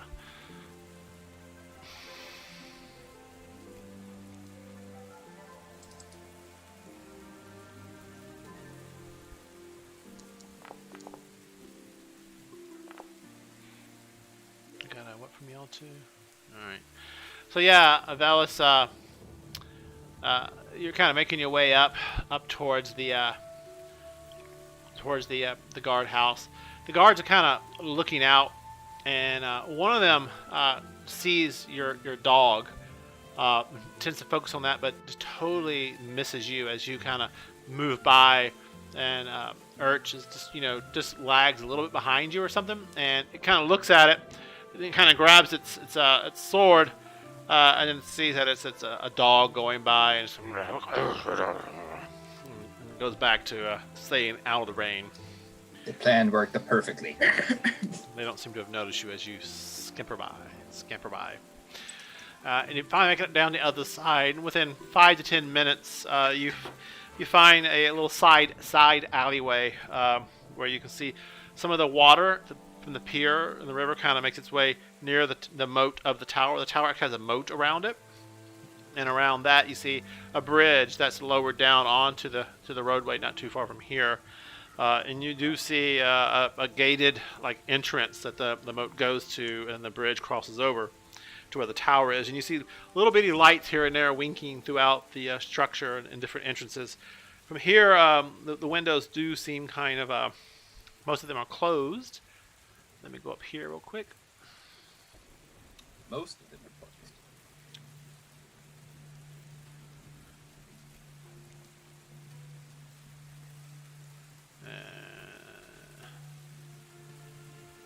So it's a pillar of rock that raises high into the air, the tallest point in the city, actually. It is built from white limestone and embellished in marble throughout, although it's kind of hard to see in its weather.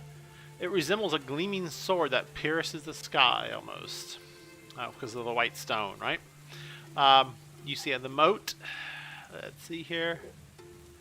A gap about 20 feet separates the ledge where the path ends from the closed drawbridge of the spire. At this moment, though, I said it was open. The space between the moat and the roadway and the gatehouse drops several hundred feet to the bottom. That's incorrect. I modified this. It's about 45 to 50 feet to the bottom where the water is, at the bottom of the water. But drop from the ledge to the water is probably about 20 to 30 foot drop. So it's quite high. You see a brass bell hangs from a wooden post if the drawbridge was withdrawn, pulled up. So that post would be nearby where you could ring that bell. That's what you see. Okay. As you're sitting there observing, you see some hooded figures that do approach or begin to approach the towers. Anything you wish to do? They have long black robes that kind of cover them up. Water wicks off the robes from this distance. You can tell they've probably been treated with some kind of wax or something to help them make them a little more water resistant. They seem to be making their elemental evil. Possible. You see them making their way towards what you think is going to be the drawbridge. Going back And the to bridge the is spot. down. Yes, it is.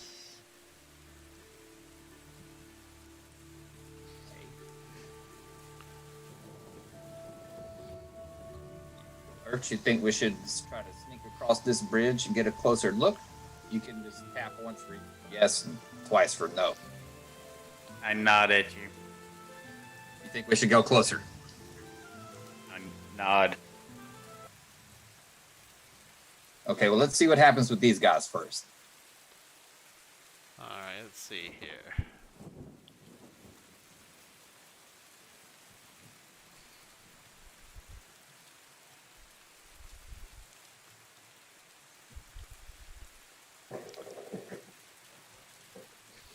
Maybe I got some potions. Okay, so That they make would the be way good across. before They make the way across the drawbridge, and get to where there's, like I said, the door is kind of at. They rap on the door, and you see a slot open up, and some warm light kind of spill out.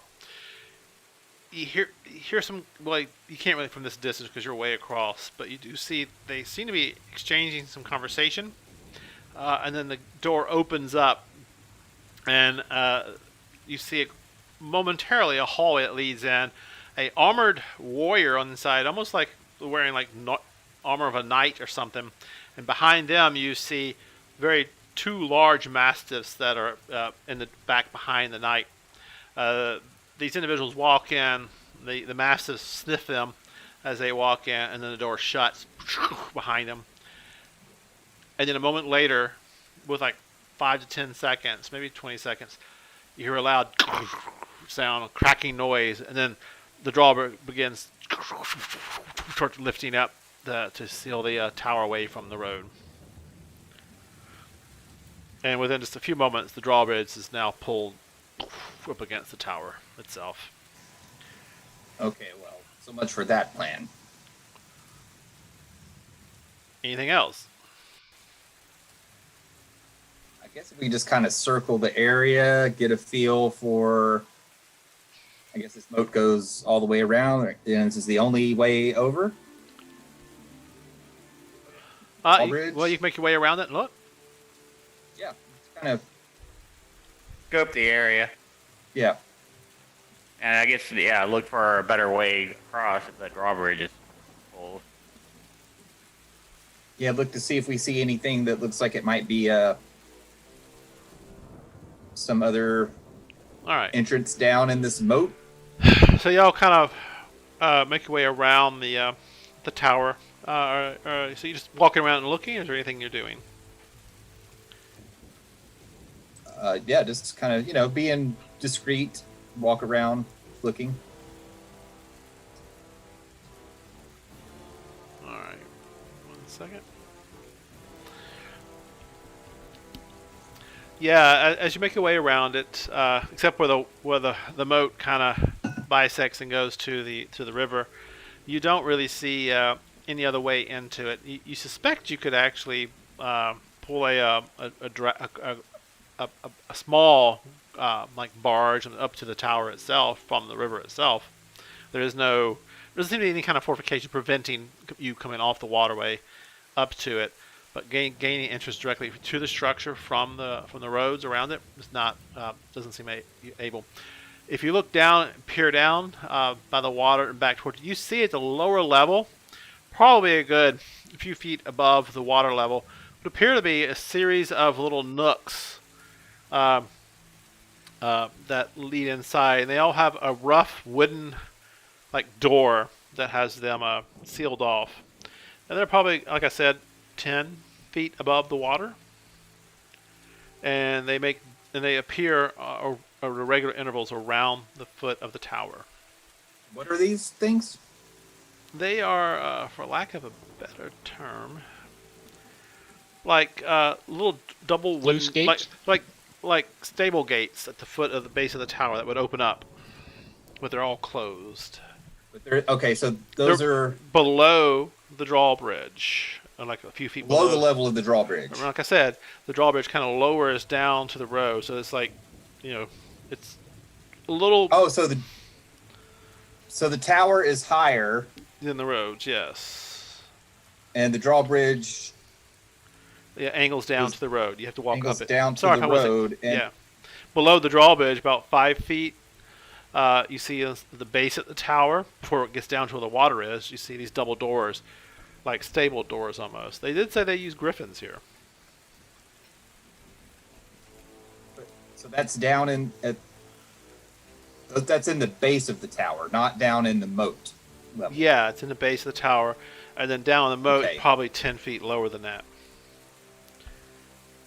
Okay. Oh, so 10 feet. Okay, so base. So base of the tower is the moat from the base of the tower to the water is about 10 feet, and then you have the double door section is about a 15-foot height, and then the drawbridge lowers above that down to the road. If that makes any sense. Just basically, these double doors that go all around the base of it are below the level of the drawbridge. Drawbridge goes up and then back down onto this. The drawbridge goes from the road, angles up, not too sharp, a subtle grade. Below the drawbridge, here, all the way around the base of the tower, are the double doors. The door into the tower itself that the people went to is here, and the tower continues up. Below the double doors, down here, about a few feet down, is where the water is. And so the moat kind of comes down like that, and the drawbridge is above that. Okay, because I thought you said the moat was like 40 feet deep. Yeah, I made a mistake on that. If you take Okay. if you take the water out, it's quite deep. Is what I was trying to I relate. got you. So the water is pretty deep here. Yeah. And this water ties into the river? Yes, but Okay. you got to go like 45, 50 feet down a canal to get to the river from this. Okay.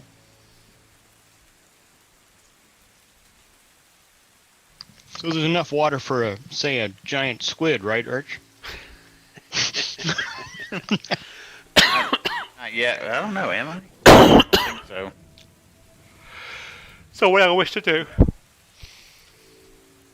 There doesn't I seem to don't be know. much more activity going on. You can head back to your group, or you continue trying to watch. There are, an occasional group of orcs that pass by. There's groups of guards that will occasionally meander by, quite miserable and not really looking. They're just trying to stay dry. This is when you realize most of your disguise has been washed off of you, by the way. Vel. We should probably leave then. Okay. I'll still flip my hood up. And, All right. I mean, it's rainy, it's dark. You get back to where the bridge is, and you see, again, the guard shack. But this time you see one of the guard is out, and he is talking to another individual. From this distance, it's kind of hard to make who they are, but they're in the rain talking, and they're kind of pointing back and forth, and the orc kind of nudges the other one with his battle axe. And you hear, and the other one's like, and arguing about something, but you can't quite make it out from the rain and thunder from here. What do you wish to do? Hold on.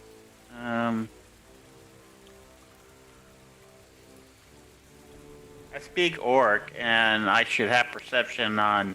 I should have advantage as a mastiff.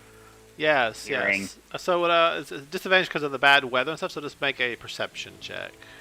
Flat. And make sure it's private. Okay, yeah, let me do it for the. Actually, you don't need to. It's a perception, so go ahead and roll. Okay. Ooh, look at that. Score! Momentarily, the rain lets up a little bit, and the thunder kind of calms down. And you catch what they're arguing about. He's asking the one crossing the bridge, the other orc, for 2 silvers to cross the bridge into the uptown area, it says. And the orc's like, I've never paid that before. I'll give you no more than a copper. He's like, you'll pay the silver or else I'll take your head. And they get into a heated argument about that. And the other one's like, I'll have your head. And they go back and forth. And the other one's like, and they just continue on this argument. And like the one who doesn't want to pay silver is offering a few more copper. If he gets 5 more copper, basically he'll be out of silver. So he's offering 5 copper at this point. And the other one says, I'll take a silver. And so they're kind of arguing back and forth like that. And finally, the other orc gives him 10 copper, and he lets him pass. And he kind of storms past y'all in a foul mood. Doesn't even really look at y'all too as this orc moves past you. On his back, you can see he's got what appears to be several large rats that he's carrying with him. As he's passing. Dead rats or Dead rats, yeah. Large Rats? Large rats. Creatures of unusual size. okay. Like nutrias? Yes. Or Not- RUOSs? RUSs, yeah. But they're not quite as ugly as Nutria. All right. That's what you see. The orc up on the bridge kind of looks around, looks down at y'all two, kind of looking, eyes you two for a second, and then goes back into his guard tower or his shack. What do y'all wish to do? Dun dun dun. Slip on past and head back to the party. You're gonna try to make a stealth check to get past this. Okay. Yep. Make a check. Check. I mean, the minimum I can get is an 11. Roll twice, by the way, separately. Twice? Yes. 2 stealth rolls separately. Okay. Thank you.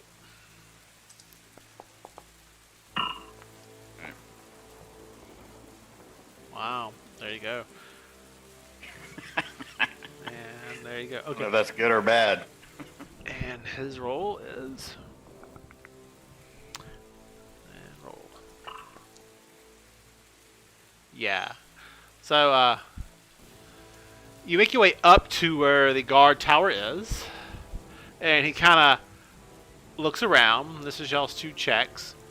He doesn't really see you as you're moving up to it, and then you have to get past the door. So as you get past the door, I'll show the mastiffs first. So yeah, you quickly, as the dog kind of scamper past Avelis. He looks right in your direction for a moment. You kind of quit moving, hoping the weather obscures your look, and then he looks back in the other direction, and you quickly move through and past him, and he never saw you there. He just don't Now, that's a exist. stealth roll right there. All right. Fucking 30. 30! All right. All right. So you make your way back to your friends. You get back into the oddities shop, and he kind of quickly does a prestidigitation on you and dries you off. The water goes whisk away and back out the door, and he shuts it.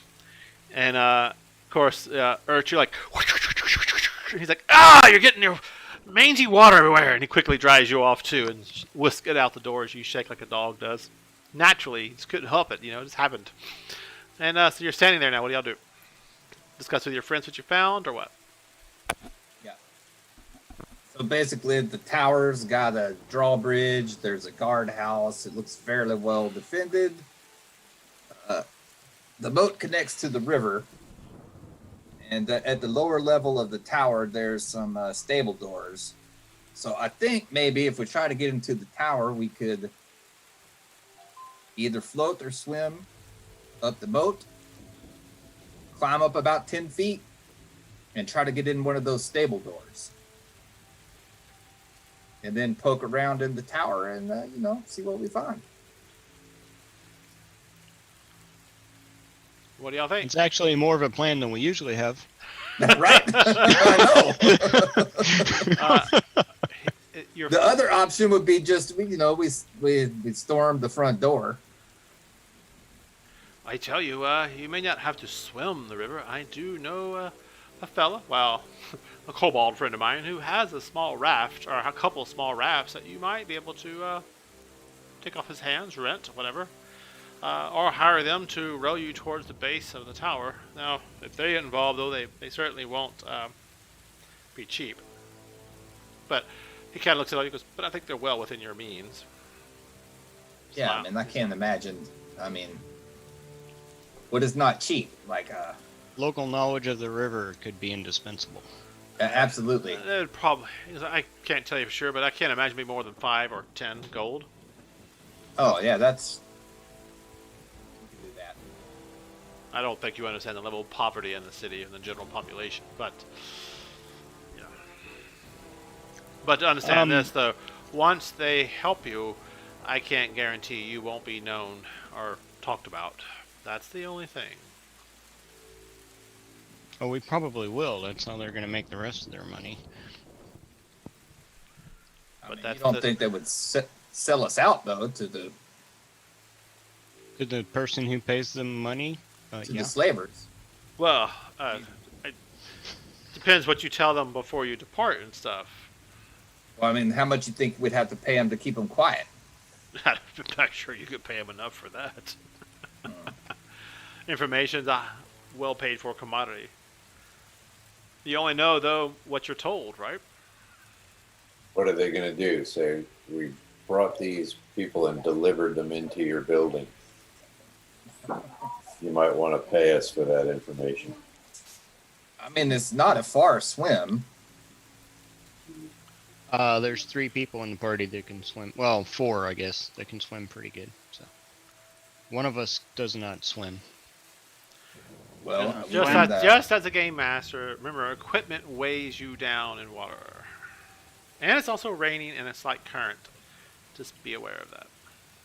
He doesn't swim. Well, Judging by the comments, I would say salty. but if Urch could turn into a crocodile, Salty could ride on How many of these? So- How many of these a day can you do, Urch? What's so wrong with the boats? 2 a Yeah, day. what's wrong with the boat and the kobolds? Well, How if long they're are we going to be in town? If they're gonna talk, How long that's are what we I going was to saying. be Like, here? if they're gonna talk the next day, Dude, we just Then trusted that's fine. Lando. We just trusted Lando Calrissian to push us into a portal. well, this is true. I mean, okay, do we want to? I mean, I'm fine with that. So let's pick the boats. I'm fine Hire with the boat. boats. Warren, Salty's also gonna hit up Heodoro and see if he has any leads on a sextant, Come on, a man. navigational tool. No, I don't. I'm sorry. Come on. Come on, it's You, a port you really town. you really want to make your way down to the port and see if any of the merchants down there, when the weather's better, I would suggest that. Yeah, the sherry's too good and the fire's too warm for me to go looking for a sextant and this shit. So. Yeah, yeah. And he goes, do y'all wish to do this in the evening or first thing in the morning? Well, Cover Coach, of dark darkness. vision. We all have dark vision. I say we go at night. Cover of darkness. I concur. All right. So y'all, it's pretty dark out anyway. About an hour later, you hear a small rapping on the door. Ert, you taking a short rest in that hour? Get your wild shape back. Yeah. All right. You hear a small rapping on the door, and your friend goes, your guide has arrived. And he goes to the door and opens up, and you see, again, a little squat kobold with a broken eye, and it kind of looks in y'all's direction. And he goes, these are my friends. I wish you to escort down to Nurks. Yes, master. Nurks, got it. And he says in a common, surprisingly well. And he goes, come on, follow me. And he kind of limps out into the road and begins swimming in the water and dog paddling and jumping on any obstacles that he can find and move through quickly. And he stops and waits for y'all to catch up. For an old kobold, he's pretty spry and moves pretty quick. So y'all step your way out into the weather. Anything special you're doing before you go out into the weather? So I need to know up as a game master. Gonna pull my hood up for whatever that'll do. Well, I'll presume you're taking normal precautions against the weather. So they're asking for anything special that you, as a character, class, whatever you're going to do. Any prep? Assuming, I mean, really, well, the stuff in the haversack should be good against the weather. That's so all I should- fine. Yeah, that should be good. All right, so y'all head out. And like I said, the water kind of drips and finds its way into all nooks and crevices of your clothing. It's quite uncomfortable and it's quite cold. I need all of you to make a Constitution check, please. You need to make it public. I did drop. I don't know where it shows up on my character sheet here, but I did drop some money on a fairly fine. A Constitution Really? check. Man. So I've got a ring of warmth. You're fine then. No need to make a check. Okay. Did that roll or not? I see Althea made a Constitution saving throw. I need a check. Oh, how do we do that? So on your character sheet, you click on the negative. You click on the modifier number, like -1, +1, +2. Motherfucker. Same roll. All right. Oh my god. So I got a 7, I got a 9, I got a 5, Salty's dice are on. and Doomsday tonight. does not need to make one. So, all right. So everybody who got below a Oh, 10, wait, that was charisma. Sorry, wrong one. Hang on, let me do that again. everybody got below a 10. Salty was trying to charm the weather. Actually, that worked out. Everybody got below a 10. You're soaked wet, and you just have a disadvantage until you can dry off on basic attacks and like skill checks that involve agility, strength, things of that sort. Okay. Who's got a negative? I'll prestidigitate him. All right. So you begin making your way, following the kobold, and he leads away from the tower, and then begins heading off at a slight angle to the river. And it becomes a little more ramshackle, a little dirtier, a little seedier. The water here and there is much more cloudier and not as clear looking as if it was even clear where you were. And you see more ramshackle shacks. Some have absolutely collapsed in this weather. Others haven't. But it's definitely, this part of the town is not as near as good as the area you were in, and that wasn't all that fancy either. It certainly wasn't the uptown area, right? And then the kobold turns, and you begin heading down at a sharp angle towards the river, and you see the water kind of just rolling by. It's got a bit of I would call it a raging water, but it definitely is more turbulent and flowing much faster due to the large amount of rain being dumped in the area. And about this time, as this is occurring, you notice the rain is beginning to let up and slowly stop pouring down about you. But the thunder does continue about in the skies. And it kind of flashes above y'all. And as such, the whole area gets illuminated. And like I said, it's just a scattering of ramshackle buildings and shacks, individuals, ladders and ropes. Just anything that the kobolds and other life forms in this area can use to build structures and transportation and methods to do that they have. And you make it down to the edge of the waterway, and there you see a lot of skiffs and little rafts and other things all tied up here and there. You don't see anything, any individuals about, but as soon as your guide gets down near where the skiffs are, crawling out from under various articles of wood, and think of the homeless and how they hide up in their shelters. It's kind of the same thing. Out of the trash and other stuff, these kobolds come crawling out. There's a whole bunch of them, and your guide says, "Nurks, work for you, Nurks."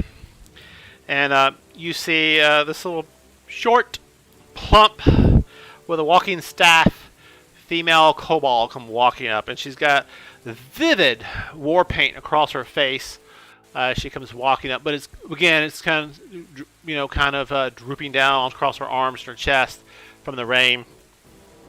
And she kind of looks up at all of y'all, and she's kind of plump, like I said, so almost like a Yoda, if you will. And she takes her little staff and she pokes at the kobold and ledge out here, and she looks at all of y'all and she goes, "What's the work you need?" And he goes, "Passage." And she goes, "I didn't ask you." Looks back up at y'all. And then a reptilian kind of hiss. She goes again, "What's the work you need?" And you see all these little blinky eyes all throughout the encampment here, these kobolds by the riverside, looking at all of y'all. In Draconic, Salty will say, Is there somewhere more private we can talk? Yeah, She that's looks. what I was She, going to ask for. she goes. You take it, Salty. She goes, "Oh, back here, but most of you won't fit." She points to her ramshackled hut, kind of like a hag's hut almost. I'll wait outside and watch the door. Okay. Who goes in with her? Go on, Salty. You got this. Salty will go. All right. So Salty, you and her go inside of it. She has Oh wait, what? I was gonna see if I think I speak Draconic too. Yeah, Val, you should go too. I'll go in with Salty. All right. So Yeah. Salty and Vale go in. You'll have to bend down again, very similar to Yoda's, house in the swamp, but not quite that nice. And she has a boiling pot in the center of it, and you see different things floating around in it, and you're like, that might be a rat. And is that a hand of some? Oh, that is actually a hand, and it looks humanoid, quite big. Like Salty will prestidigitate everybody and try to avoid the pot. And so she kind of sits down and sits sideways like she's avoiding hemorrhoids or something. And she goes, Can't help with that. she goes, what is it you need? What services you wish? And she takes her staff and she stirs the pot a little bit and pulls it out, smells it, looks back at y'all. And there's all inside. There's different herbs and things that she's captured. There's little bugs and little cages and little candles here and there, and just it's just a menagerie of different things that she has collected, found of interest. Most of it's trash to you, but obviously she finds it of interest. You see she has a skull and bones, a knuckle set off to the side, lots of dice here and there. And again, she says to you, "What is your business and what do you need?" My lady, we seek transportation to the Tower of Feathergale. Ah, And we need the transportation to hang out while we do some stuff there. hang out. Mm-hmm. Ah, what you wish to go by water, then I presume. That's the only reason you would be here. She looks at you, kind of eyes your friends out there, and she gives you and your equipment a quick sweep, and she goes, 10 gold each for what you ask. 5 if I drop and leave. You put my men, my companions, at risk if they stay there. The knights that run that place are not too friendly.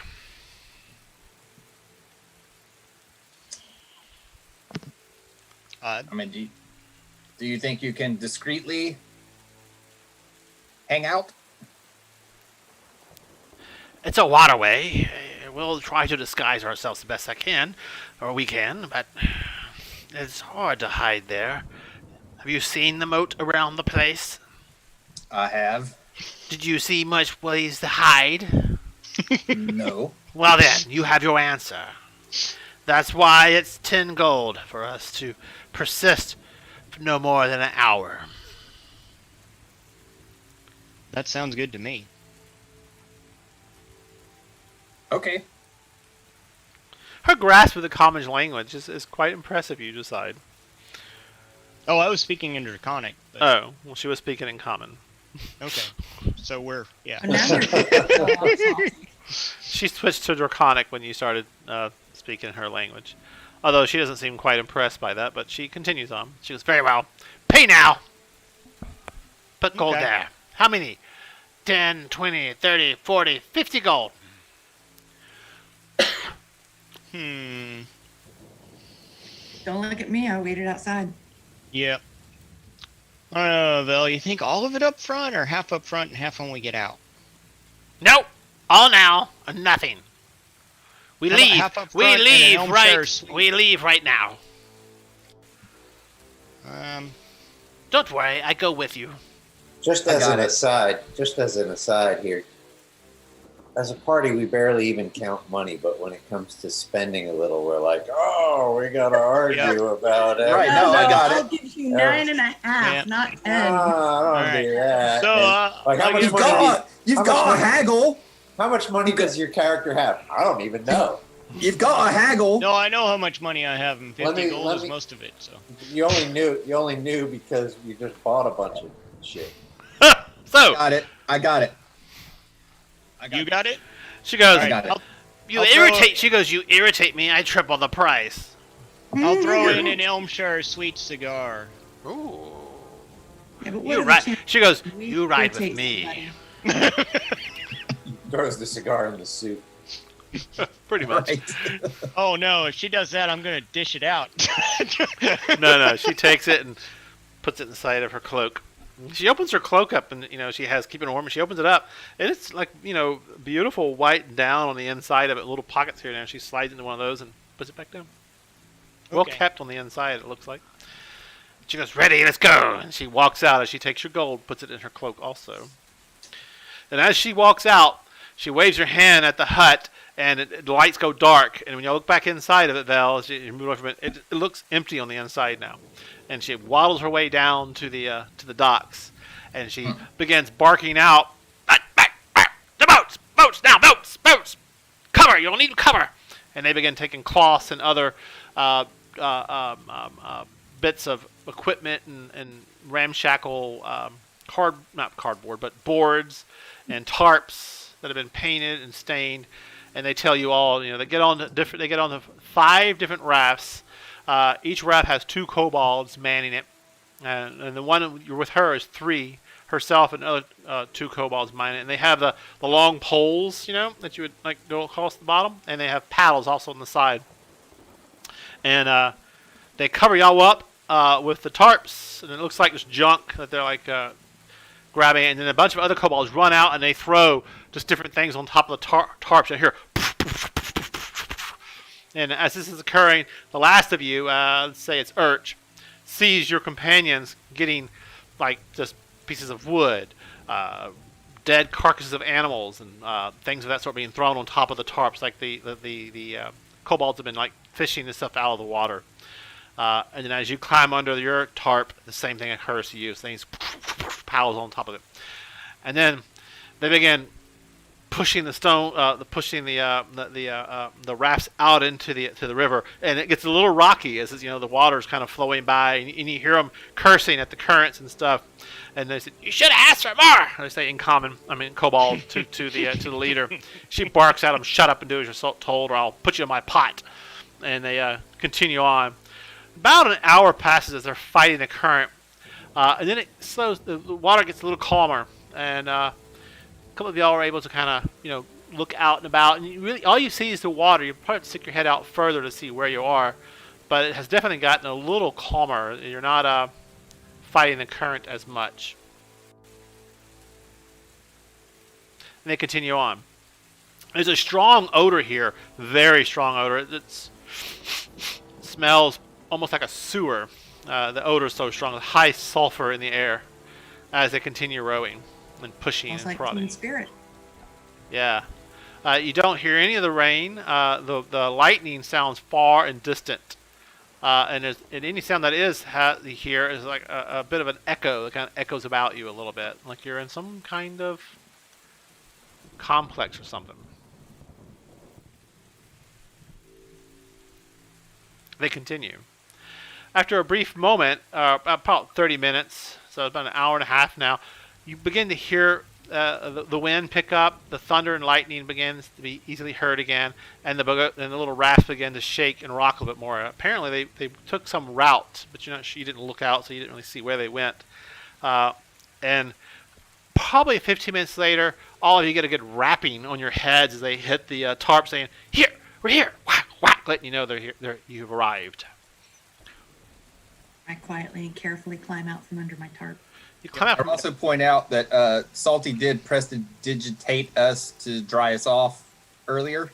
when you went in. When you went in, but when you came back out, nothing you could do about that. Well, right, but I'm talking about the cold disadvantage thing. You said it was cold until we dried off. Yes. He pressed it. Yes. I dried you He off. did that to Althea too, Yes. Yes. and then he tied her to the bed. Towel. Right. I think she'd probably like castrate him. Anyway, so you all look out from underneath your tarps, and the odor of the dead animals that have been piled. You kind of look back and like, oh god, that's horrid. Like, have you ever seen like a roadkill that's gotten sat in the water and rotted? It's just nasty, right? And you see up above you, 10, 15 feet up, those double doors that kind of go around the base of the tower. What do you wish to do at this time? They're all kind of grouped together. And the kobolds are kind of pushing and holding the rafts up against the tower base. And you can see the glow of the tower windows way above y'all. And the rain kind of down the side of the tower itself, making the surfaces quite slick. How about we pick the closest one and go for it? I mean, this is more of a plan than we've ever had before. It's got to work first. Oh yeah, it's got. What could go wrong? Y'all have been hanging out with me way too much. So, how close to the drawbridge guard tower are we? Prefer to be as far from that as we could get, the opposite side. 1 second. Oh, that's the. Oh yeah. All right, Jay. Roll a d4. It's going to be the 4 directions. So north, east, south, west. So 1, 2, 3, 4. So roll a d4 in chat. I would assume the kobolds don't want to die, so they would be as far away from that tower as possible. But Well, 3. a 3. All right. Let's see here. You got a 3. So that's 1, 2, 3. Okay, to the south. Yeah. So where the canal came towards the tower. So here's the tower. The canal comes in this way. So they stopped here. The drawbridge is on this side. So you're like here and it's here. So at a 90-degree angle away from it. So you're not behind it, but you're. What is it? 90 degrees from it, basically. We're around the corner. We're around the corner. That's good. As long as we're not right up on it. No, you could go to the opposite side of it if you wanted, but this is where they stopped. Alright. Let's get D-Day to bust down the doors and go fight some griffins. So like I said, the doors are about 5, 10 feet up. So it's going to be a climb check to get up there. It's going to be difficult because of the conditions. Okay, so Climbing. Each foot of it costs an extra foot. You can ignore the extra cost if you have climbing speed and use climber swimming speed or such. At the DM's option, the slippery surface on 1 foot who handle requires successful athletics check. Similar gain any distance in rough water requires athletics check. So D-Day, you climb up, lower the rope down, I'll tie it off, and then you pull me up. the rain is making it pretty difficult. So you're I'm gonna. No, not you. up. Sorry, Doomsday. all right. What you gonna do, Doomsday? I'm gonna climb up. All right, give me an athletics check, and that's going to be a DC 15. Can I try to prestidigitate the rocks to dry them off a bit? It where only he's lasts like a climbing? second, and then they get wet again as the water's like sheeting down. That's, D-Day okay. some love. All right. Oh, so guidance. that won't help. Yeah. all right, 16. All right, so you quickly kind of jump out from the edge of the boat and grab a hold of the stones. Your fingers like find little grooves. Water is still like coming down the edge of the tower, just from the ambient moisture in the air, even though it's begun to stop raining. It's very slick. And you're like, ugh, and feel your fingernails like popping and kind of as you're holding on to the stone. You begin making your way up. And you climb and you climb. It's very difficult. I need one more check as you get to the base of the double doors to hold yourself. Is this how you broke your nails? Yes, I was testing the tower myself earlier, make sure it was hard enough. Making sure it was a good challenge. All right, damn. All right, yeah, with a Note 24. to self, get D-Day some Lee press-on nails to fix his. All right, D-Day. So you're situation. You're able to stabilize yourself below the doors. You have a good position. How do you plan to open these double doors? Is there room for more people up here?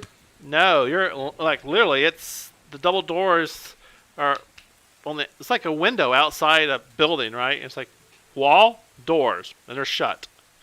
Oh. And so you're like hanging on to there's naturally a limestone ledge built there, but it's only a couple inches out. You ever seen the movie wow. Cat's Eye? Yeah. We should have Oh, sent. there you go. We should have sent a That was- road. Yeah, we figured there was like some kind of little landing thing. If We All already right, I'm just gonna listen at the door and see if I hear anything on the other side. All right, I make a perception, and yeah, you can make it public. I don't care. I'll tell you the results. oh, that was so close. It Yeah. bounced off the bottom of the window. Yeah. So you're kind of hanging there, and you kind of just muscle your way up, and you're kind of listening underneath, and you get where the double doors are. There's a slight crack, and there's all this grass, dead, smells like hay actually, like stuff near the edge. There's a bit of warmth kind of coming out of it, and a tad bit of light kind of just filtering out, but not much at all. But you don't hear anything. This is just you're struggling with holding yourself there, and all you hear is a boom, boom, boom of your heart pounding in your ears as you're holding there. All right, I'm just gonna try to slowly, quietly, carefully see if I can open the door. All right, so it's gonna be a one-handed maneuver, I guess, huh? So Oh wait. you're gonna use your hang on, he's already stated his action. So give me a athletics check to hold yourself there, unless you have something you want to do. I don't have anything to help you, man. Well, actually, I'm gonna your cast Mage Hand and see if I can open the door. I can message you some encouragement. so you see Doomsday kind of reaching How far around, up is he? probably about 15, 20 feet up total.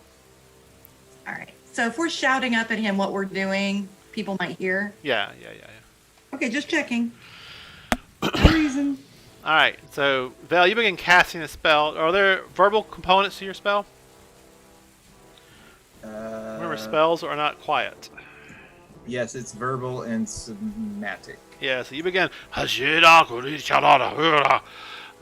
your spell. Doomsday, Quietly. you hear there is no quiet spell casting. Just let you know. You have to enunciate the words to spells. Doomsday, you're kind of hanging there by one hand, beginning to take your other hand to try to open the door. Just give me an athletics check to see if you're able to hold on successfully while doing this. Your spell goes off at the bottom at the same time, Jay. Your hand appears. Where does it appear, by the way? So it's a 12 It's you got, invisible. Doomsday? Yeah. Okay. All right. So yeah, you get your fingers underneath it, and you're like, and the door swings outward.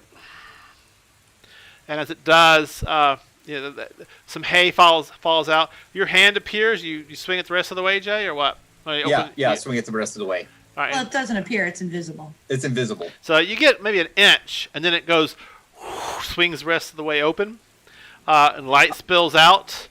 And as that occurs, you hear on the inside of it, and this head pokes its way outside of the double doors and looks around, has a jerky kind of movement to it. It's got this long beak to it, and the other door opens up as these claws kind of come out. And give me a second here. I need to put. Can we roll initiative? Doop doop doop doop. No, not yet. Damn it. Don't be so anxious. Do I need to DJ's hanging onto a stone wall by one hand. I'm anxious. Alright.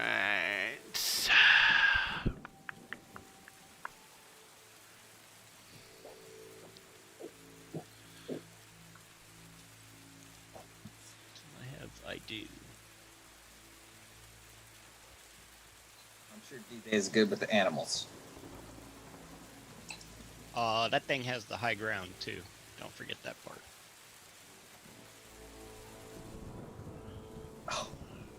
high ground, schmy ground? I wish I had that bag of beans.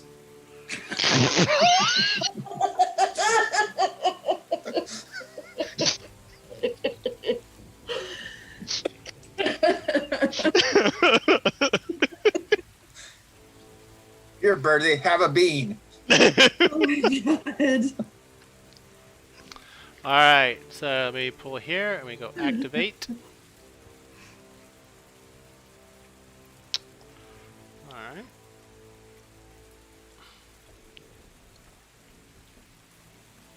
Do you see yourself, Doomsday? Mine says loading 50%. All right, Is we'll that give it. me? It's a big map. Give it with lots of detail on it. Nothing yet. All right, guess I should have hit preload. Aha! I have a See. map. Y'all may See not be able. Althea. Y'all may not. All Where right. is she? I'm here now. She's not supposed to be. I see me surrounded by a lot of things that I don't want to be surrounded by. Yeah, one Yeah, second. they're You're not red. supposed to be here. Is that you? That's Oh, me. no.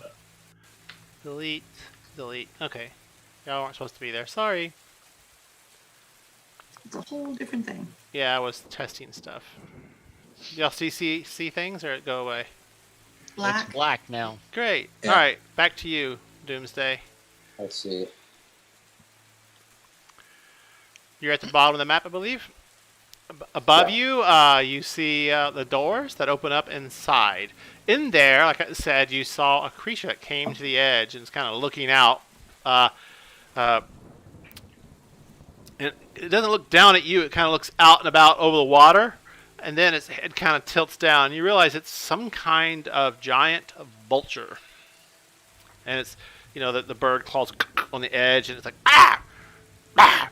And it does its wings and flaps them a couple times, blowing the hay around like that as it looks down at you. What do you wish to do? I'm just gonna stay right where I am and just kind of see what it does. I don't want to jump up and freak it out or anything like that. So I'm just gonna kind of chill right there Okay. and see, does it fly out? Does it chill out? Does it attack me? It attacks. Yeah. So, Okay. So you don't have a cracker or maybe a chicken thigh? Or... All right. So let me see here. I need to put the rest of y'all down towards the bottom. Can I minimize this? Yeah, there we go. So let's see here. You're all kind of down here where the 1 foot thing is. So Althea here. Sorry, We're on the map. sorry, didn't mean to make you yawn. No, it's just bedtime. There you, is it time? We got a I'm couple old. more minutes. We have yeah. 7 minutes. Let's go. Yeah. I'm All right. still here.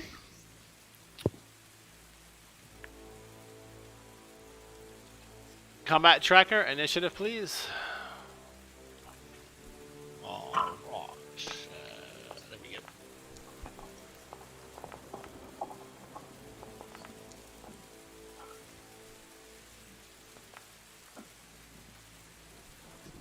All right. Did I roll? No, Ert, you have not rolled. So in the combat tracker, you click the D20.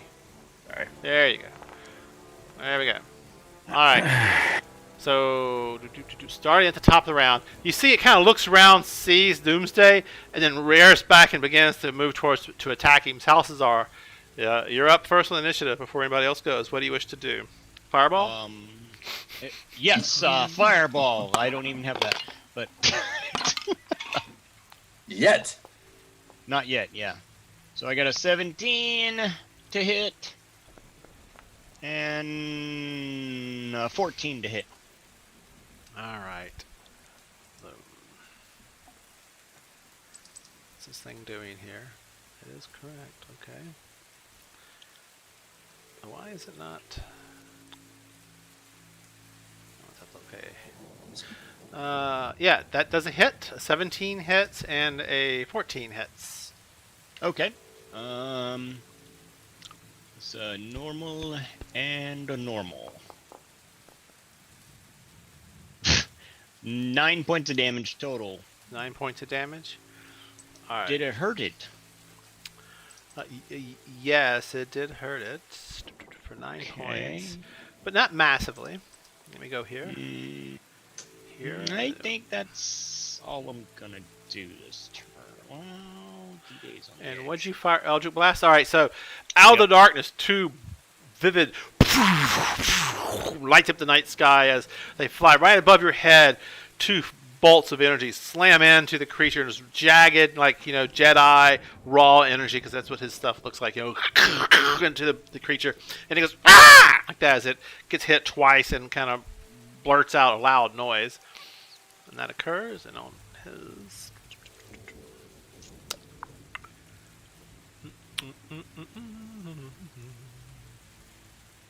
Alright, What happened to it? back over here. It took some damage from Salazar's attack. Alright, Vel. Where'd it go? Yeah, I don't see it anymore. Oh, that's weird. Oh, I had it selected, sorry. Boom, there we go. My bad. Okay. Yeah, that's all Salty's gonna do this turn. Alright, then. Vel, what do you do? Is D-Day within 5 feet of it? Oh yeah, he's like right below it. Okay. I will fire my longbow. Alright. Swift jest to those who have robbed me. We gotta have a tally board of how many times per game Oathbow is referenced. Does the 14 hit? We'll make it a drinking yes. game while we drunk. Yes. Okay.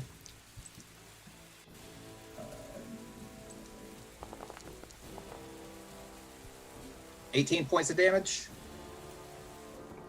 18 points of damage. Damn. Sneak attack, baby.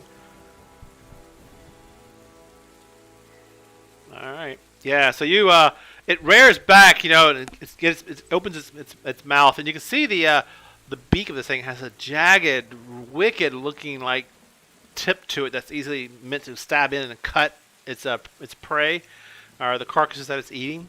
And as it does that, it begins to open its mouth, and that's when you take your shot, and it goes into its mouth, and you see the air go out the back of its bird skull, and it goes, and it falls forward towards Doomsday.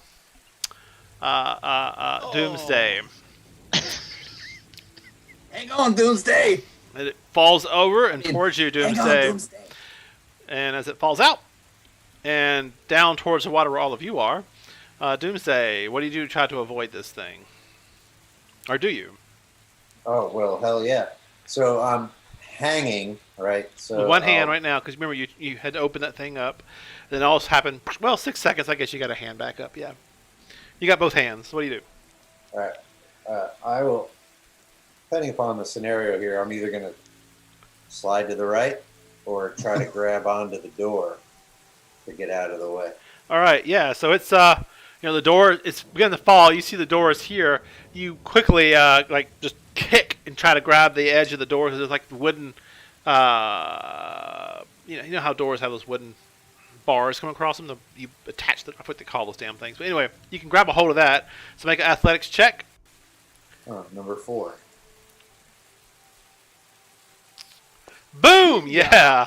So you're like, huh, and you can grab a hold, but you actually grab a little higher than you were before, and now you're chest high, looking into the chamber, and you see in this chamber you see a watering bin where they put like food and water for it, and off to the right of it you see where the vulture was resting and sleeping, and it falls past you and tumbles down towards the party. All right, I leap into the room and throw down a rope. All right. Falls straight down. So, Althea, Urch, you see this thing hurtling down towards you, just dead, end over end. You hear the kobolds going, ah! And they start trying to move the rafts out of the way. But Althea and Urch's raft are stuck between the other two and aren't able to get out of the way. What do y'all do?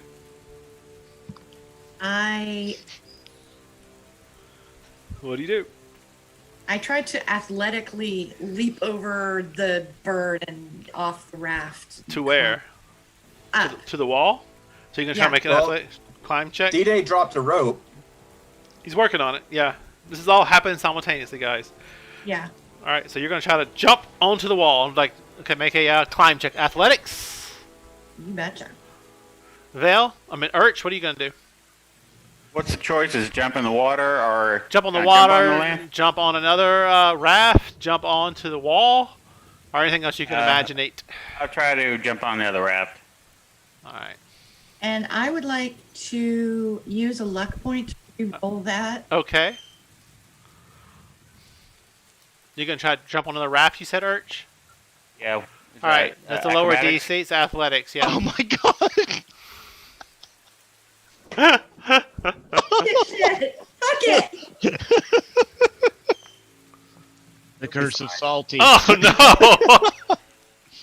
All shit goes to chaos. All right. The bird hits. Urch, you try to jump. Althea, you try to jump towards the wall. You hit the bird. Smack straight into it. Fall back onto the raft. The raft upends. The kobold goes, ah! Catapulted off into the water far away.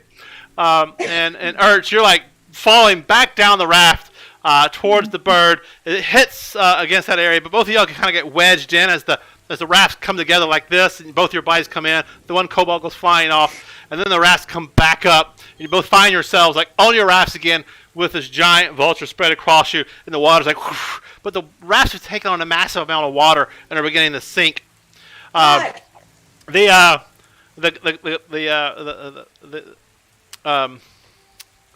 Nurks is like, get off my rafts! Whack, starts hitting y'all. You've destroyed 2 of them. Whack, says, get off, deals off. And that's the raft you're on, Salazar, if I remember correctly. All right, so the 2 rafts you were on, Althea and Urch, are sinking rapidly. One of the kobolds got shot through the air and is dying because he can't swim, oddly enough. So, Urch, you get your rope, you throw it down. About this time, Althea, Urch, Salazar, and Vel, y'all see Doomsday throwing a rope down towards you as his kobold's yelling and screaming and beginning to make more and more noise as it echoes through the area. Be quiet, we're working on it.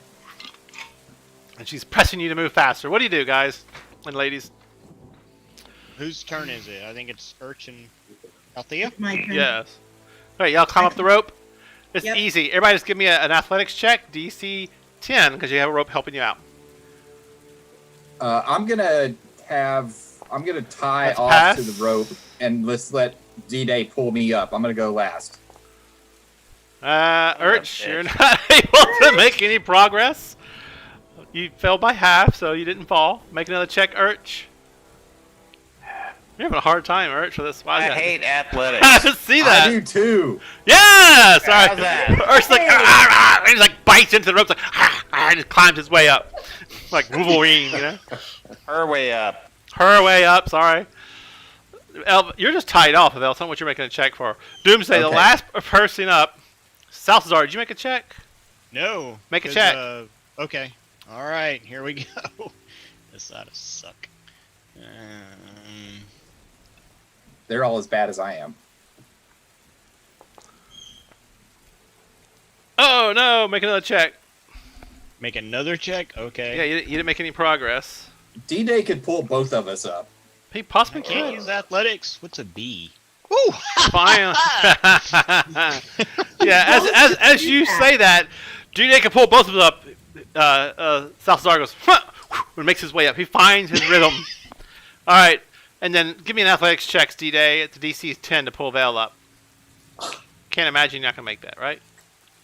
He's got a much better chance at it than I do of actually climbing.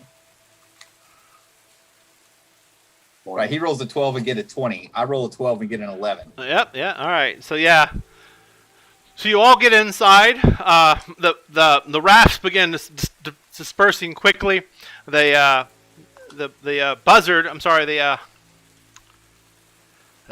giant vulture sinks into the water, disappears into the murk below. And let's see, did he hear Good job. anything? So much for our ride sticking around. That's all right. We dropped We're gonna it be pretty here longer far. than an hour anyway. I think it's safe. You know, it's fair. That's fair. We dropped a vulture bomb on them. All right, and we're going to stop here for the night. You've made your way into the tower, lower area. Not as Barely. gracefully as you hoped. But you are But here. it's kind of in following with our usual idiom. It could have gone way worse. And as that occurs, the door into your chamber opens up, and you see a knight in armor looking in, going, "What's that noise?" And he looks in, he's "Oh!" and he sees all of you, and he begins, and he looks like he's going to turn and shout something, and that's where we'll stop for the night. All right. All right, peace out, y'all. Yep, Good night, folks. That was fun. Bye. Thank you. That was good. Yep. Fun times, y'all. I'll see y'all Sunday. Yes. Sounds good. Yep. Bye-bye. All right. Bye.